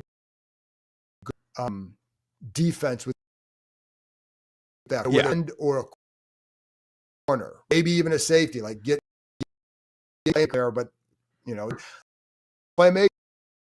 Chances are you're going a lot higher than that. But one of the reasons why he could fall though is like, I don't know that you look at him and you're like, I'm talking about playmaker. defense. I'm talking about defense. Yeah. But that is a reason why Igbuka could be like the playmakers go with a higher higher, and it's like, hey, we got the really good football player to be just short of a Pro Bowler every year of his career. Sick, sign me up for that. All right, another draft question. Really fascinating. This is a good one from Bryce on Instagram. Of course, you can submit at hoffman.sports. You can also follow John on Instagram, by the way, at John ESPN. But Bryce says, hey, Craig, love the podcast, forward to the draft and finally seeing what the heck is going on. Question for the next mailbag. How much GPS data is out there now for college at a point where the 40 is less relevant because we can game data that measures acceleration tops? So Logan and I have talked about John, but I don't think we've talked about it this draft cycle. So we're re-upping. So hello to our new audience and, those that have been long time heard us talk about this before. But a draft profile is just that. It's a profile with a lot of different data. What you're always is the pieces to go together. The puzzle piece, because then you're like, okay, we know who this guy is. And so what I think winds up happening with, yes, there's basically GPS data for all of the major. If you have like a D3 guy or whatever, that might be a little harder to get the GPS data. But amongst the main schools in all of the major conferences, you've got GPS data as an NFL team for. So what you're looking for is, does the GPS data match the 40 time and match what you see on what you feel on tape? Does that guy play up to his speed? And so the answer is it less relevant? Like the 40, slightly, because you do, and that really is backing up what you see on tape. Like Golden's a good example, right? He runs a 4.29, but if you watch the tape, I don't know that I feel that 4.29. Exactly. I'd want to go look at the GPS data and see like, okay, is he moving at the type of speed that says, oh, he can run a 4.29 and get that out on film, or is he just like, and it just looks smooth, or is that not actually how he plays? But also, I think it's worth pointing out that the relevant as a 40-yard dash corner, I don't know, safety-ish. Like, there's just not a lot of position where 40 time translates directly to efficacy. It's not. Again, it's a data point on the position, varying amounts of importance. Data, you want to see it kind of match the 40 time. That's how I would answer that, John. Anything you would add on that front in terms of how the profile comes together? And first of all, the more information you have, the better off you are in a player. And this gives you just more information point, right? But there are like the 40 time is great for fans, I think, right? Like it's and it's part of what teams will look at. Now, I think Golden is a perfect example. I think if a guy like Kyle Hamilton did not have a great 40 time, right? But he can play that position. So never showed up on tape. You're never like, this guy's not fast enough. Exactly. Because when you watch a guy, like, it's really about reaction speed. And are you able to diagnose a play like Ed Reed? I don't know what Ed Reed's 40 was. I know he was unbelievable. I do think he ran like a 4.3 something. All right, well, but there you that go. you also probably see the tape. I also might be making that up because of how Ed Reed was. Well, but the point is, I don't know. Oh, apparently he's like 4.57. There you go. Right, what do I know? There you go. Perfect. But what you do know is the preparation, the way he would con quarterbacks and get them to react the way he, and the way, you know what I mean? Like, it was the place, and the play speed comes to me, it's anticipation, it's instincts, but those instincts are only preparation and film study, because you can get burned by instincts if you don't have preparation behind it. So I think, like, to me, like, what matters, if you're looking at a corner, like, yeah, okay, he runs a 40, but he has good length. What's his short area quickness like? These guys will look at, when I talk to these guys about corners, they don't say, I want to see the 40 time. It's like, it's balls, it's short area quickness. So that drill is going to tell you, if you're looking at a defensive end, they're not looking at 40 time 10 split. What's the 10-yard split? That's a get off. So I think there's, and like a running back, Emmitt Smith did not have a great 40 time, but it's vision. He got more rushing yards than anyone in the history of the league. Yeah, Worked out quite all right. These guys had some guys, probably when you were back then, I forget some of the names, but they had guys that were really fast. They were not good running backs, because that's not what made a good running back. So the 40 time, I think, is it depends. Like a receiver, I do want to see, this guy's like 7. I like, ooh, how's it going to translate? Right. Like corner, the reason I say corner, right, with rare exception, if you're not 4.6 or better, corner in the NFL, you are just not fast enough to keep up. So it's not that it doesn't matter. It's just kind of a box threshold. Right. Being a 4.3 versus a 4.5 is not going to make you a better corner. Both times mean if you have the other right, you can play corner. If you run a 4.8, you must. I hope that you slipped, and you also have crazy long arms, and so it's worth pointing out, like on the 40 times. If you're running 4.8 and the 40 as a corner, you're sitting here doing one of these shows. Yeah, which nothing wrong with that. I would love to run a 4.8. But I think the other thing too is, like, if all of a sudden, let's say, a mismatch between the GPS data, what you see on film, and the 40, and like, why was this 40 so slow?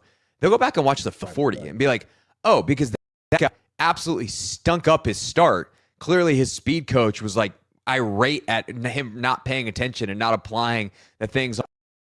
I mean, that's something that I also want to know is, like, hey man, why was your start so bad in your 40? Like, haven't you been preparing for this for months? Like that is more of the red flag than the actual time.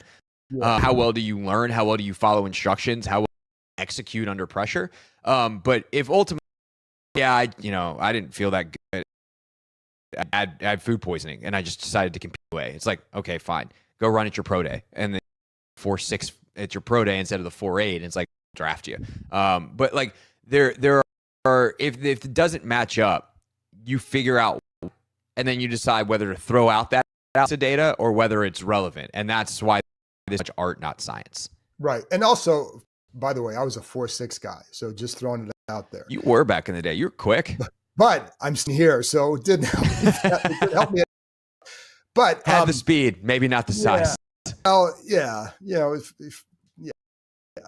But you're not also like you're not running from a sprinter stance.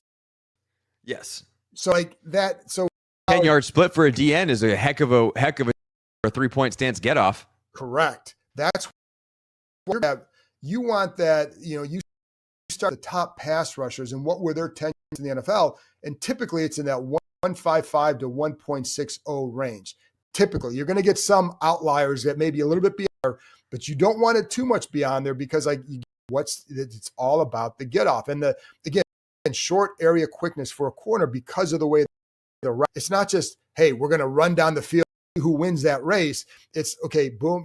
How can you react to cuts and flipping your hips, et cetera? And so all that stuff is going to matter more than the 40 time, but it is to the puzzle. And usually what it does is like you said with Golden, okay, 4.29. Oh, now look back and watch more of him to see why that didn't translate into more certain types of.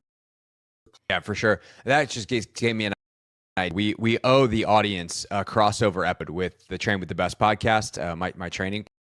Typically do it at the combine, and we just couldn't make schedules work this year. But it would be fun to redesign an NFL.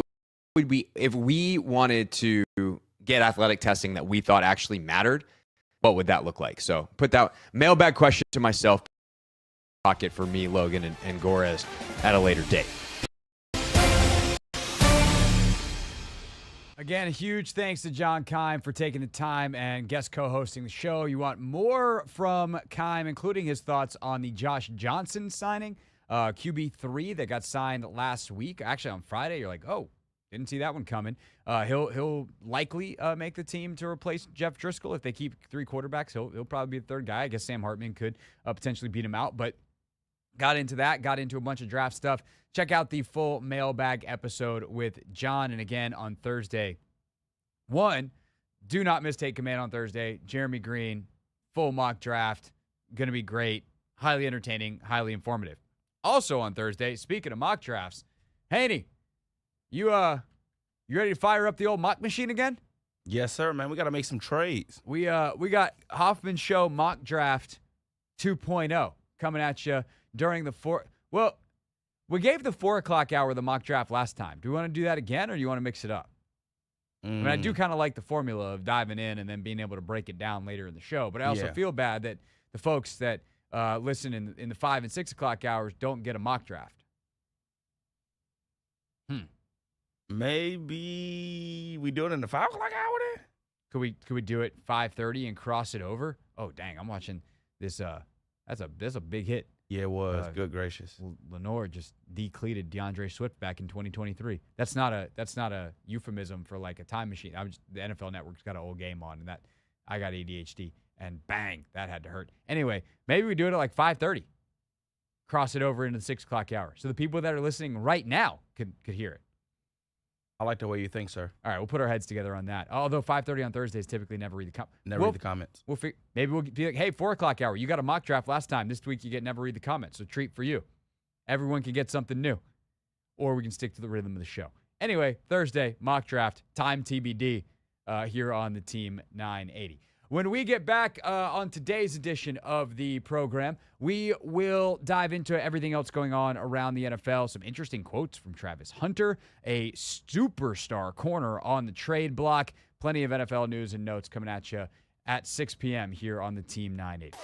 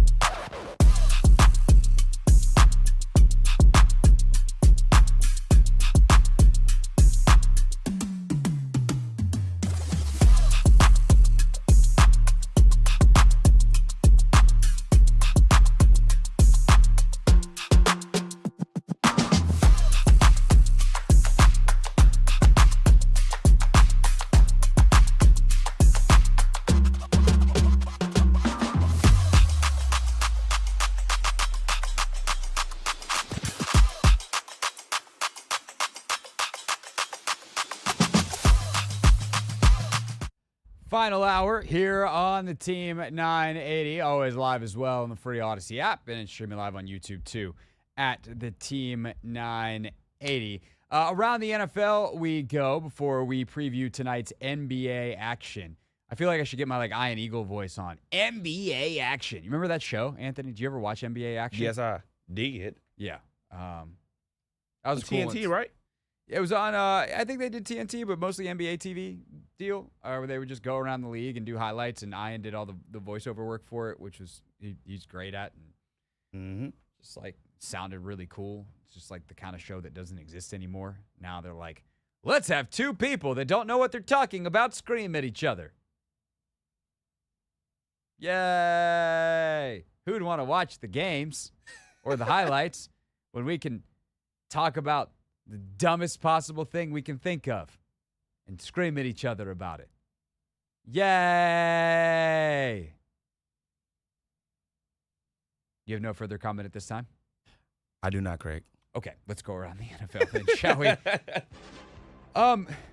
In many ways, this feels like one of the dumbest things we can possibly talk about. Do we have the audio of the Travis Hunter thing? No, I couldn't find it, but it was from his conversation with a CBS sports reporter.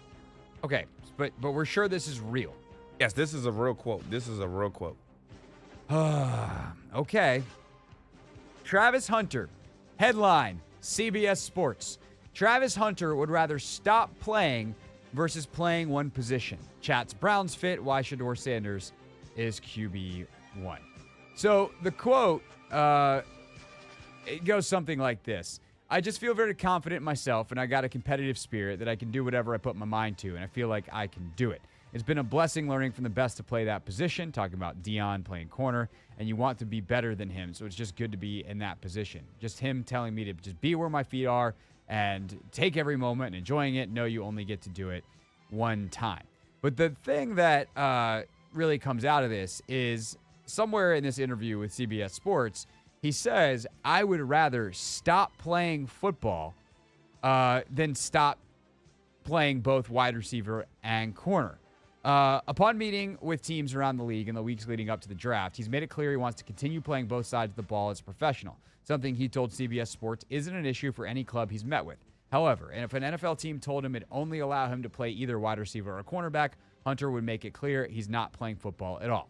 It's never playing football again, Hunter told CBS Sports last week, because I've been doing it my whole life, and I love being on the football field, and I feel like I could dominate on each side of the ball, so I really enjoy doing it.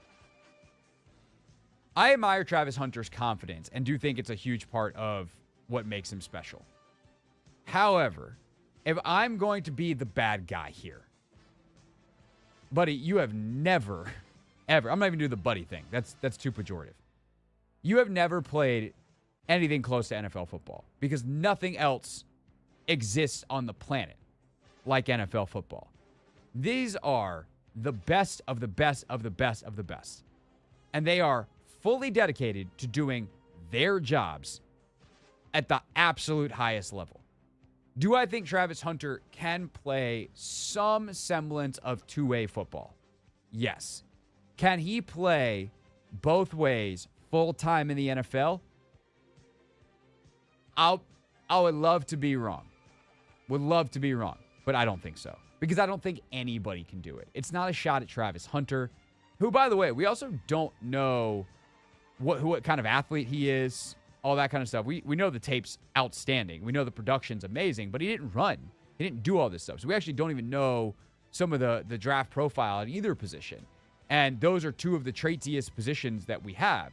So the idea that he could play both, nevertheless dominate at both, runs into the, saying that he can't shouldn't feel like a hot take.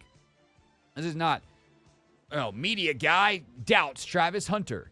It's media guy's been around the NFL a long time and knows how hard this is and has respect for how hard the NFL is. And the fact that the type of meetings and game plan and schedule stuff that you spend your entire time as a professional being an offensive player, and there is no time to be a defensive player.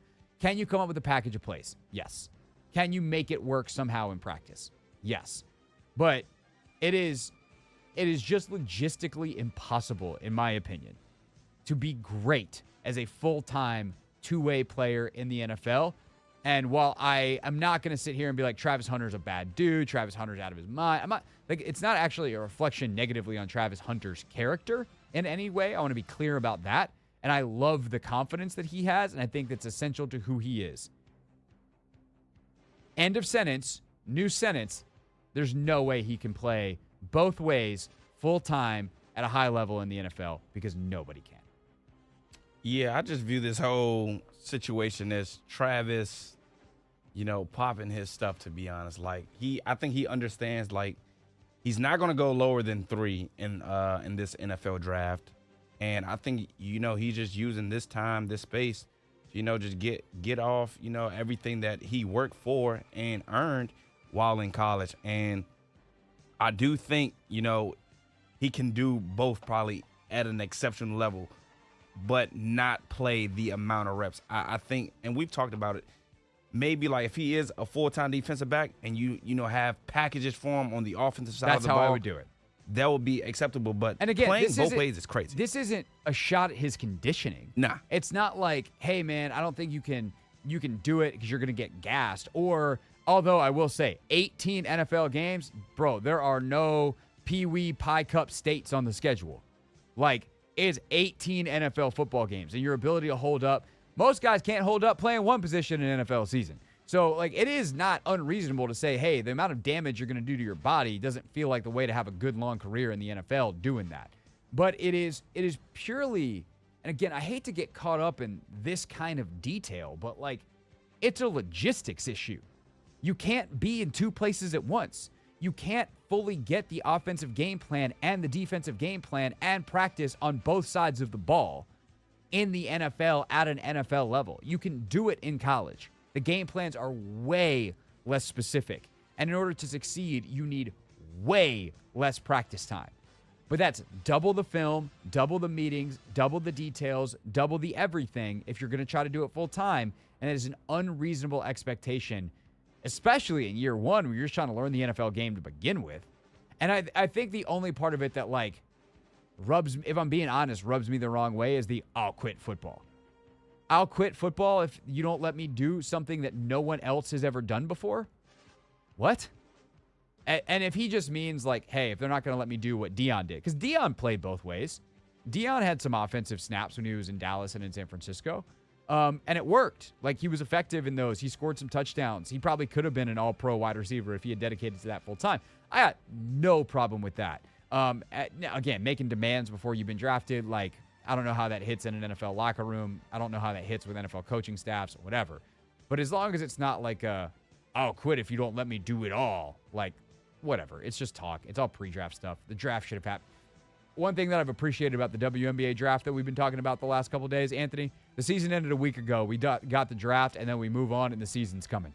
The season part is way more condensed than the off-season part. I like that. It's too much talking. Too much, not enough playing. I mean, there's plenty of playing. We don't need to go 18 games. Earlier I said 18, 17 games still, although the NFL's trying. Too much talking time in the NFL calendar. Yeah, I think this also, I don't know if you remember, but do you remember when Caleb Williams was trying to demand that his contract be paid through an LLC before, like, he even, stepped foot in the NFL? I think what Travis is saying and doing sort of kind of gives me a resemblance of sort of kind of what Caleb was trying to do last year. And I think it's the new era of college athlete. Like, these guys are businesses when they come in. They don't have a lot of leverage on stuff because of the way the draft works and the collectively bargained way that business is done, that they were not a part of bargaining and were not really thought of when bargaining. And now all of a sudden they're coming in not as kids that don't have a lot of money, or maybe even if they do have money, it's from their parents. They're coming in as guys that have earned millions of dollars in college based off of who they are. Yeah. And so it's a different deal. And the NFL is going to have to adjust on some level.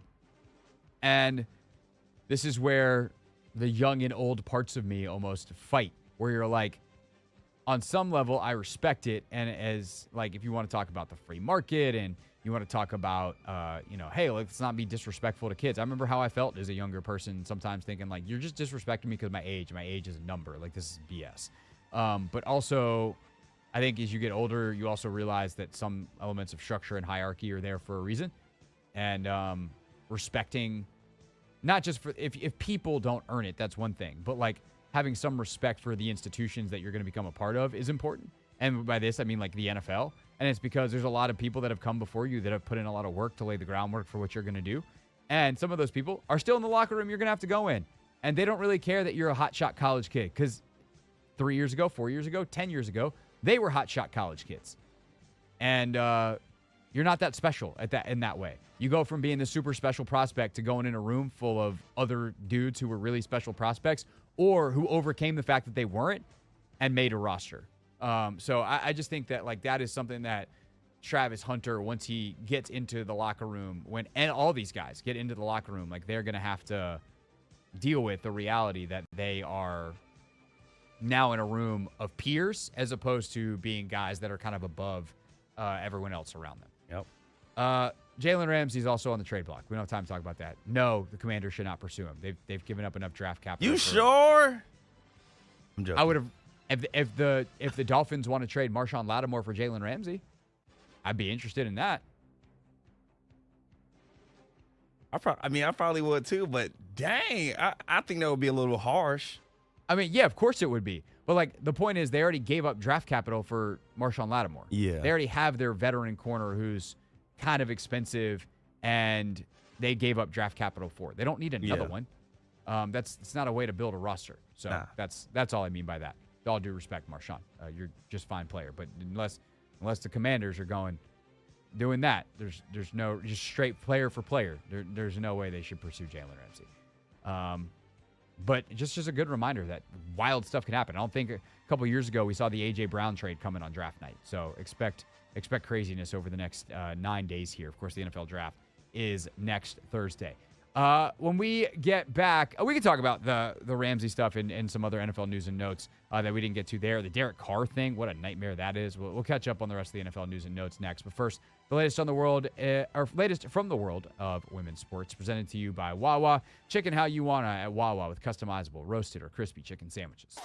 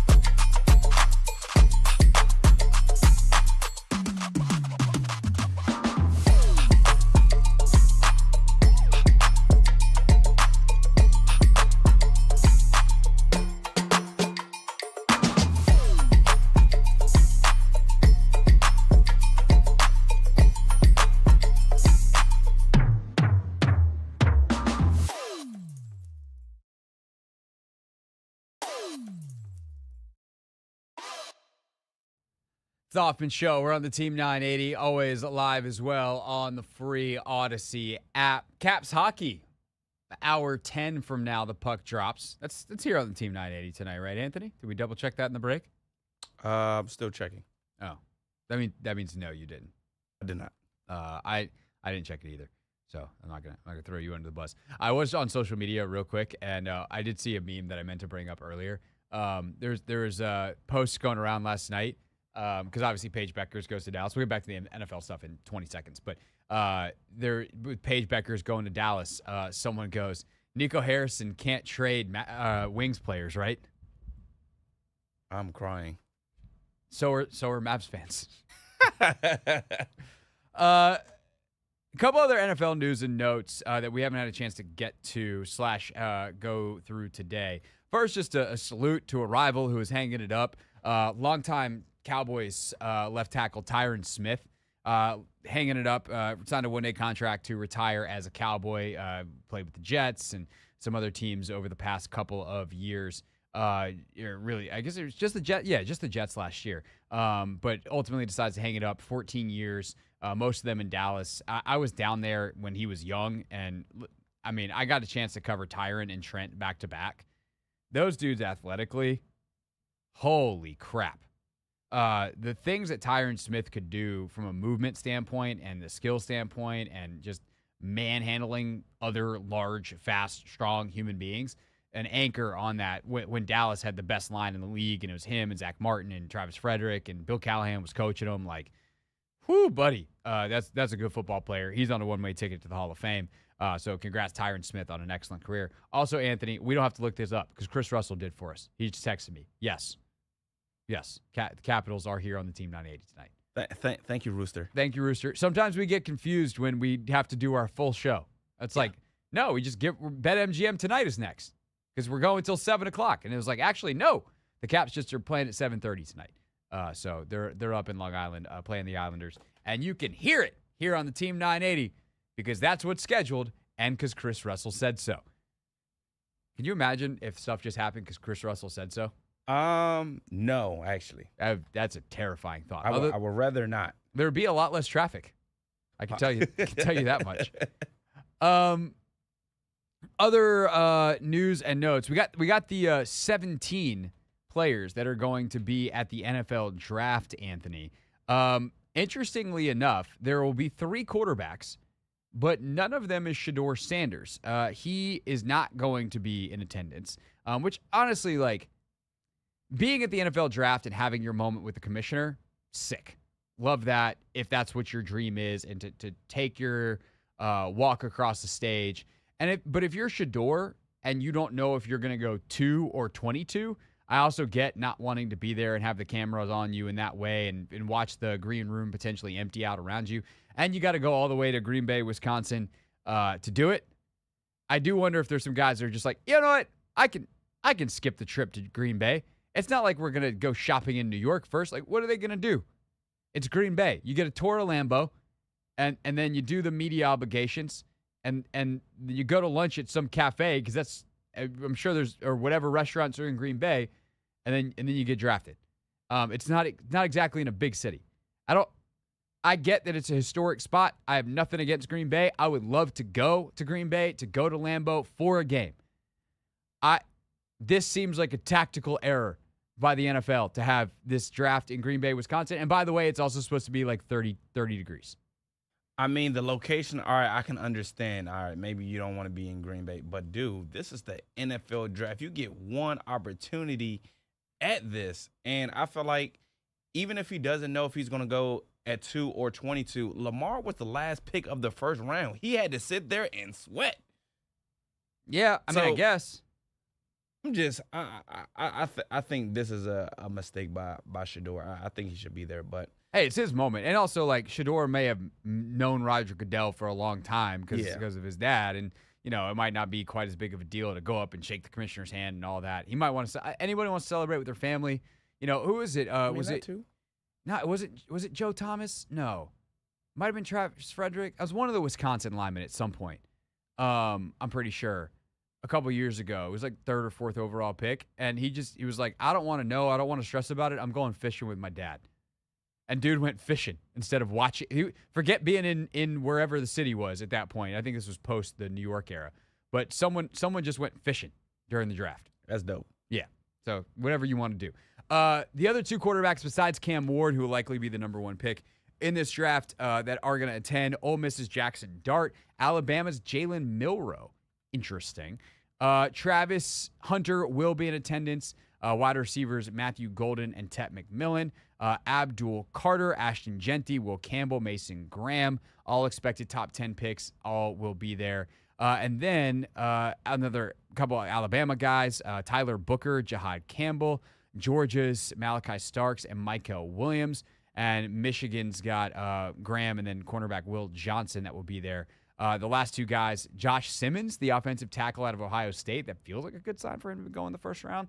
And then Texas A&M defensive end Shamar Stewart. So is Jalen Milroe the most surprising? Yeah. I know they're trying to get some guys who might be day 2 picks. It's like, hey, let's get some guys that are in the green room for day 2. And he definitely feels like a day 2 pick.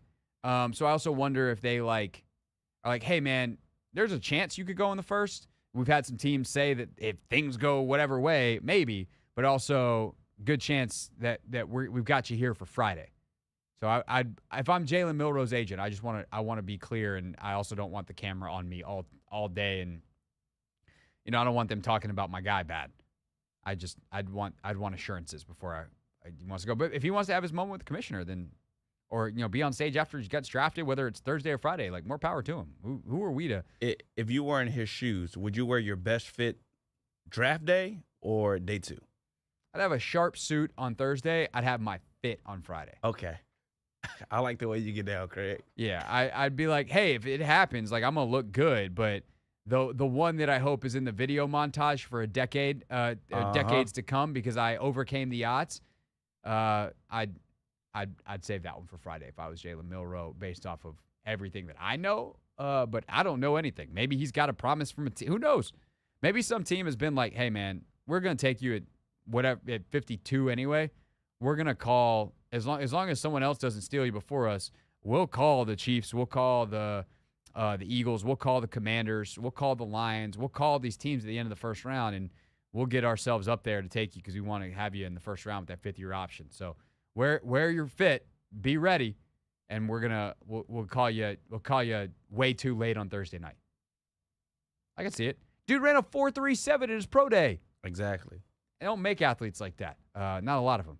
Jalen Milroe's a guy. Sometimes, like, these second-round quarterbacks, I'm like, what was the point of that? That guy, like, boom or bust. For him, it's boom or running back, because he's genuinely that good of a runner. I mean that as a compliment. Like, if Jalen Milroe fails at quarterback, and I would let him fail at quarterback first, I would give him every opportunity because of how special of an athlete he is. Back up for a couple years, whatever, maybe a package of plays to make you be useful in short yardage situations while he learns.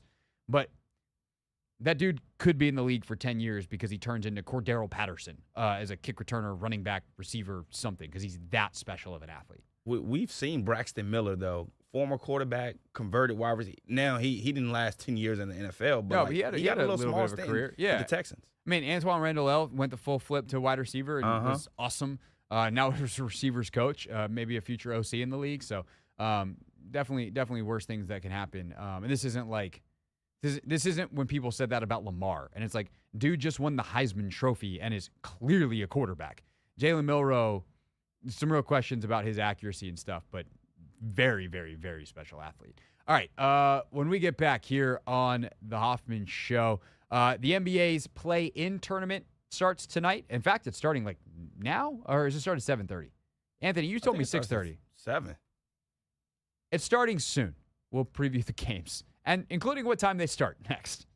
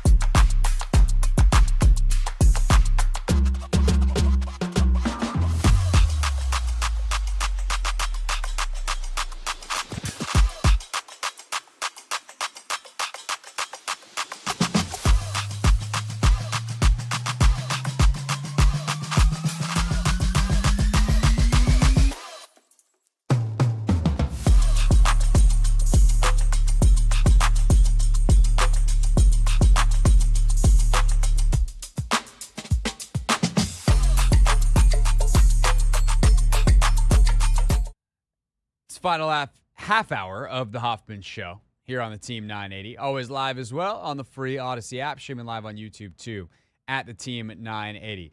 Bunch of programming notes real quick. Tomorrow, the Mystics have their introductory press conference with Sonia Citron, Kiki Iriafen, and Georgia Amoore. Jamila Weideman, their GM, will also speak at that. So we'll probably have some content from that. Thursday, Will Dawkins, Wizards GM, has his press conference to end the season. Then next Tuesday, I believe the Adam Peters press conference, pre-draft style, is going down. So plenty of executives and players and people that you want to hear from that you'll hear from on the show over the next week. And, of course, the NFL Draft is next Thursday. We are going all the way till 8 o'clock that night. So 4 hours worth of Hoffman Show coverage on the NFL Draft on Thursday, April 24th, leading into the first round. Tonight, the NBA's play-in tournament goes down, or it starts. It starts with the 2-7-8 games. The Orlando Magic and the Atlanta Hawks in the East, the Golden State Warriors and Memphis Grizzlies in the West. And in case you forgot how this tournament works, luckily, in the break, actually, Anthony, I was scrolling Instagram, and this is a couple years old, but the rules haven't changed. TNT had Charles Barkley do a friendly explainer, and I'm sorry, I don't know that you'll get it after this, but this is funny. So how's it going to work, Chuck, please? Okay. Yeah, no, you don't have to get up, fool. Shut up, man. You have a laser. That's the point of a laser. He doesn't have no idea. Okay. Get in front of that and ruin the shot. But go ahead. We got it? America, Okay. loser. So here's what's going to happen. Loser.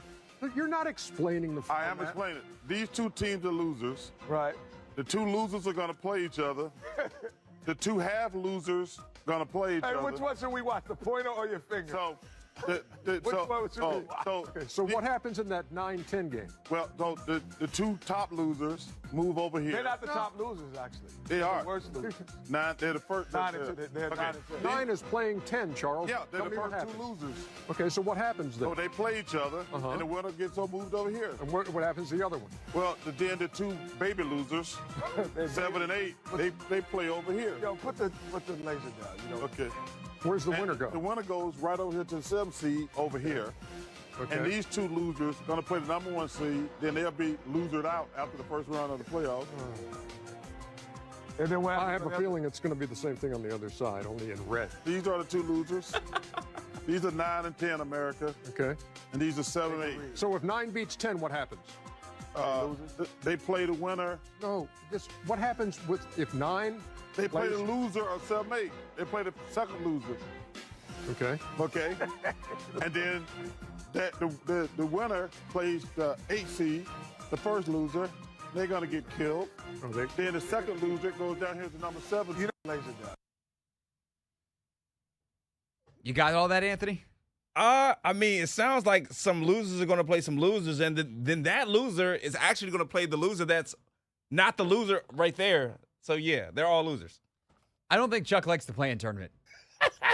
They're losers. I think he agrees with me and Christy Winter-Scott yesterday that this whole thing is very silly. What actually happens is the winners tonight are the 7 seed. Tonight it is 7-8 in the East, 7-8 in the West. The winner of the 7-8 game is the 7 seed in the actual playoff bracket. The loser moves on to a second play-in game.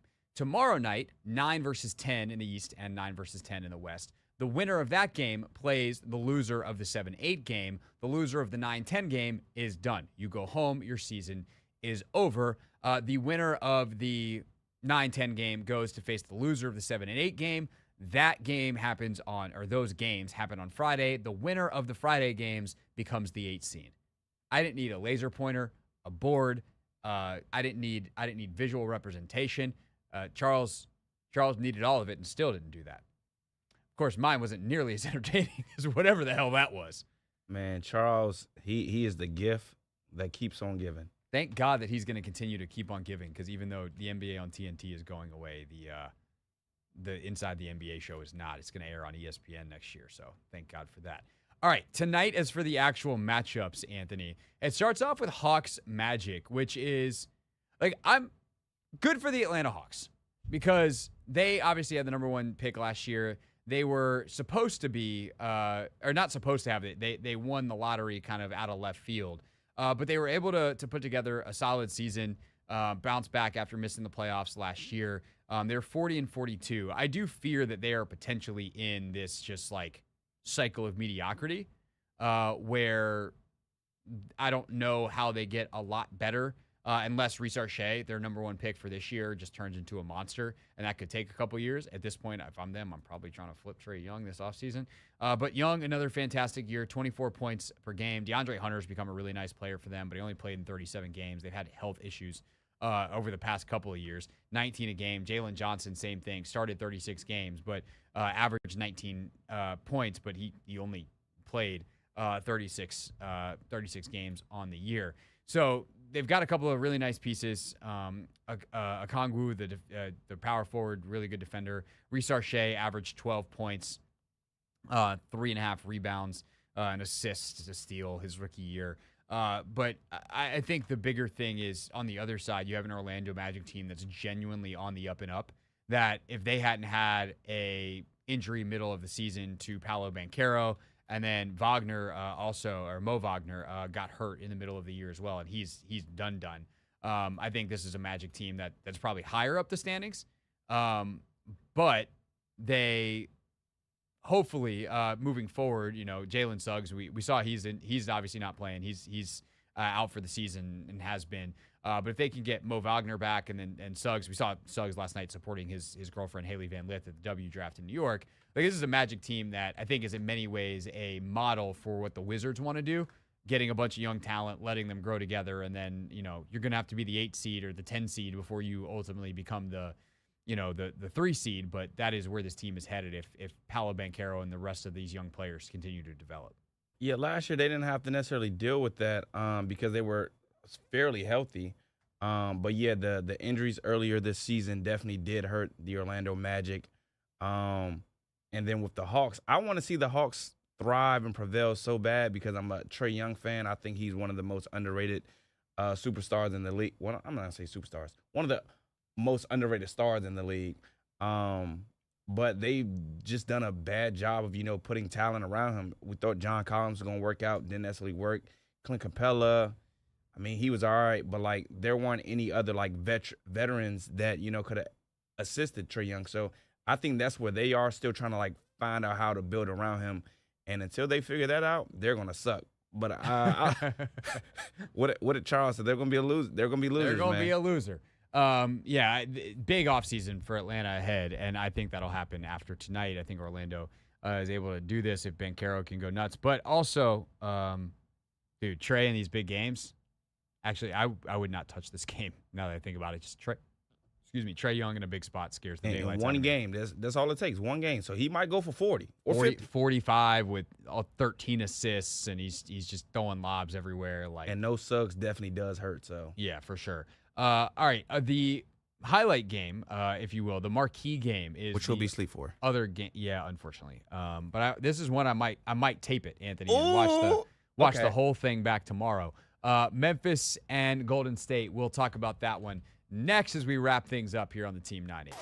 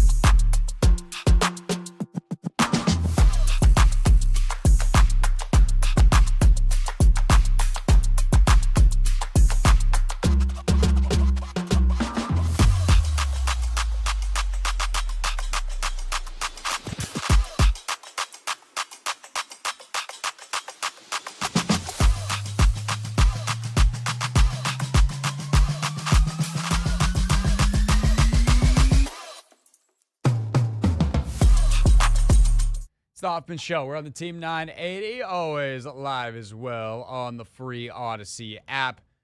And our final about 7-ish minutes here before we give way to Capitals hockey here on the Team 980. They're going to do that hockey, Anthony.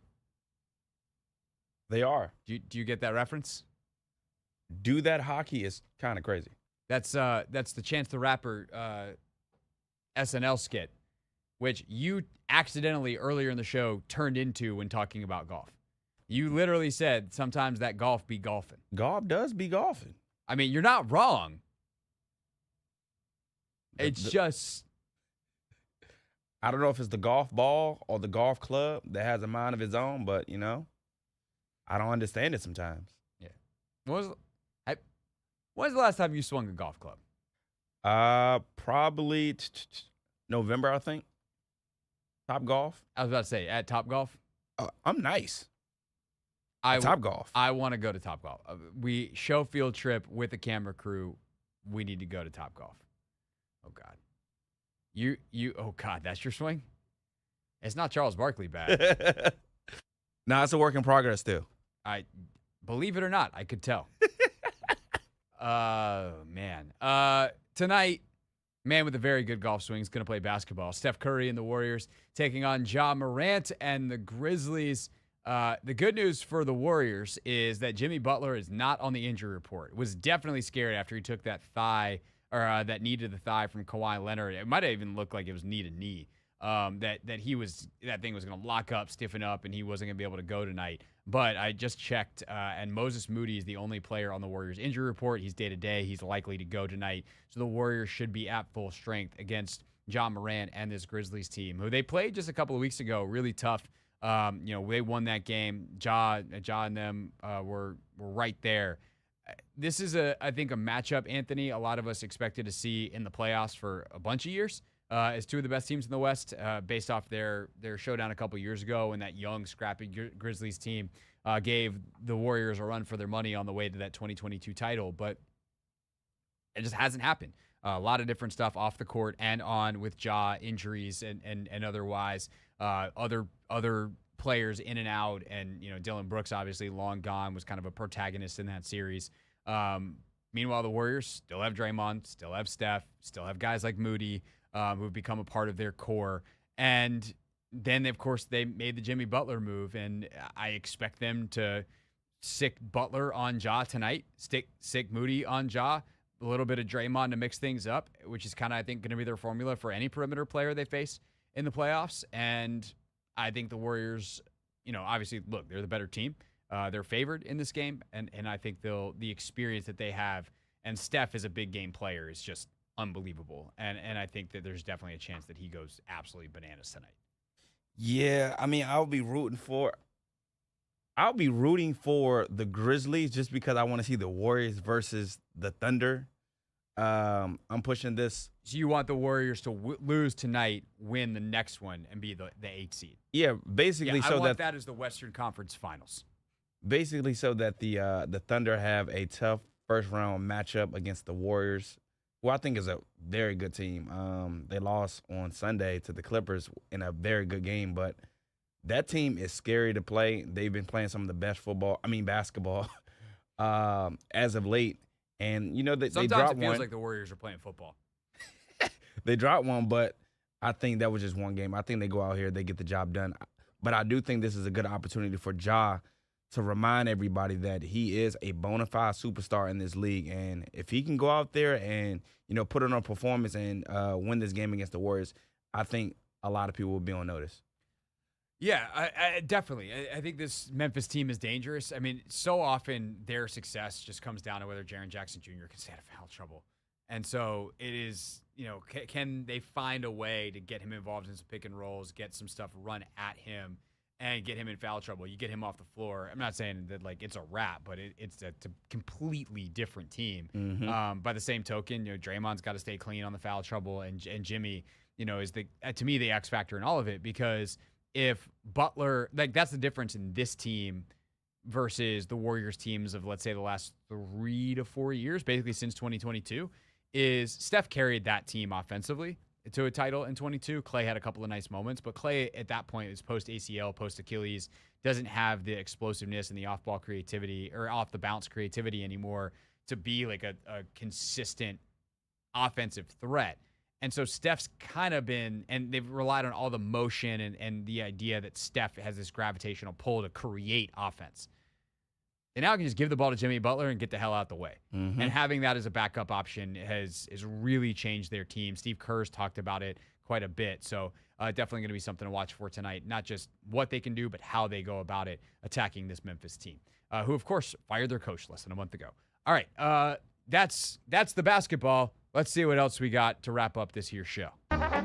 Real things. We're not going to be sucked this year. Real people. 5-11, not very good. Said into real microphones. You know, the culture is actually damn good. This is one of the funnier stories that's been told recently. On Julian Edelman's podcast, Puka Nacua, he explained how he got his Instagram handle. And let's just say I didn't see this one coming. We got to plug you on Instagram. What is it? Puka is dead? Puka is dead, yeah. I follow you. I didn't know that was your name. I just saw Puka. Funny story, my mom, maybe my 8th grade year, didn't know I had Instagram. I make Instagram and it's like, I don't know, some random other name, but it's not this, yeah. My mom finds my Instagram and changes it. And she made it Puka is dead, like to let me know I was in trouble. I've never changed my Instagram after that. I was like, that's too funny. Just like how it's spelled, IZDED. That's exactly how she did it, like to the Q. And I was like, oh my gosh, that is hilarious, Mom. Like now every time, like kids are always like, Puka is dead. I'm like, that's me, man. So Puka is dead because his mom got him in trouble in like high school. And Well, he got himself in trouble. Oh yeah, facts. You know, well corrected, Anthony. Well corrected.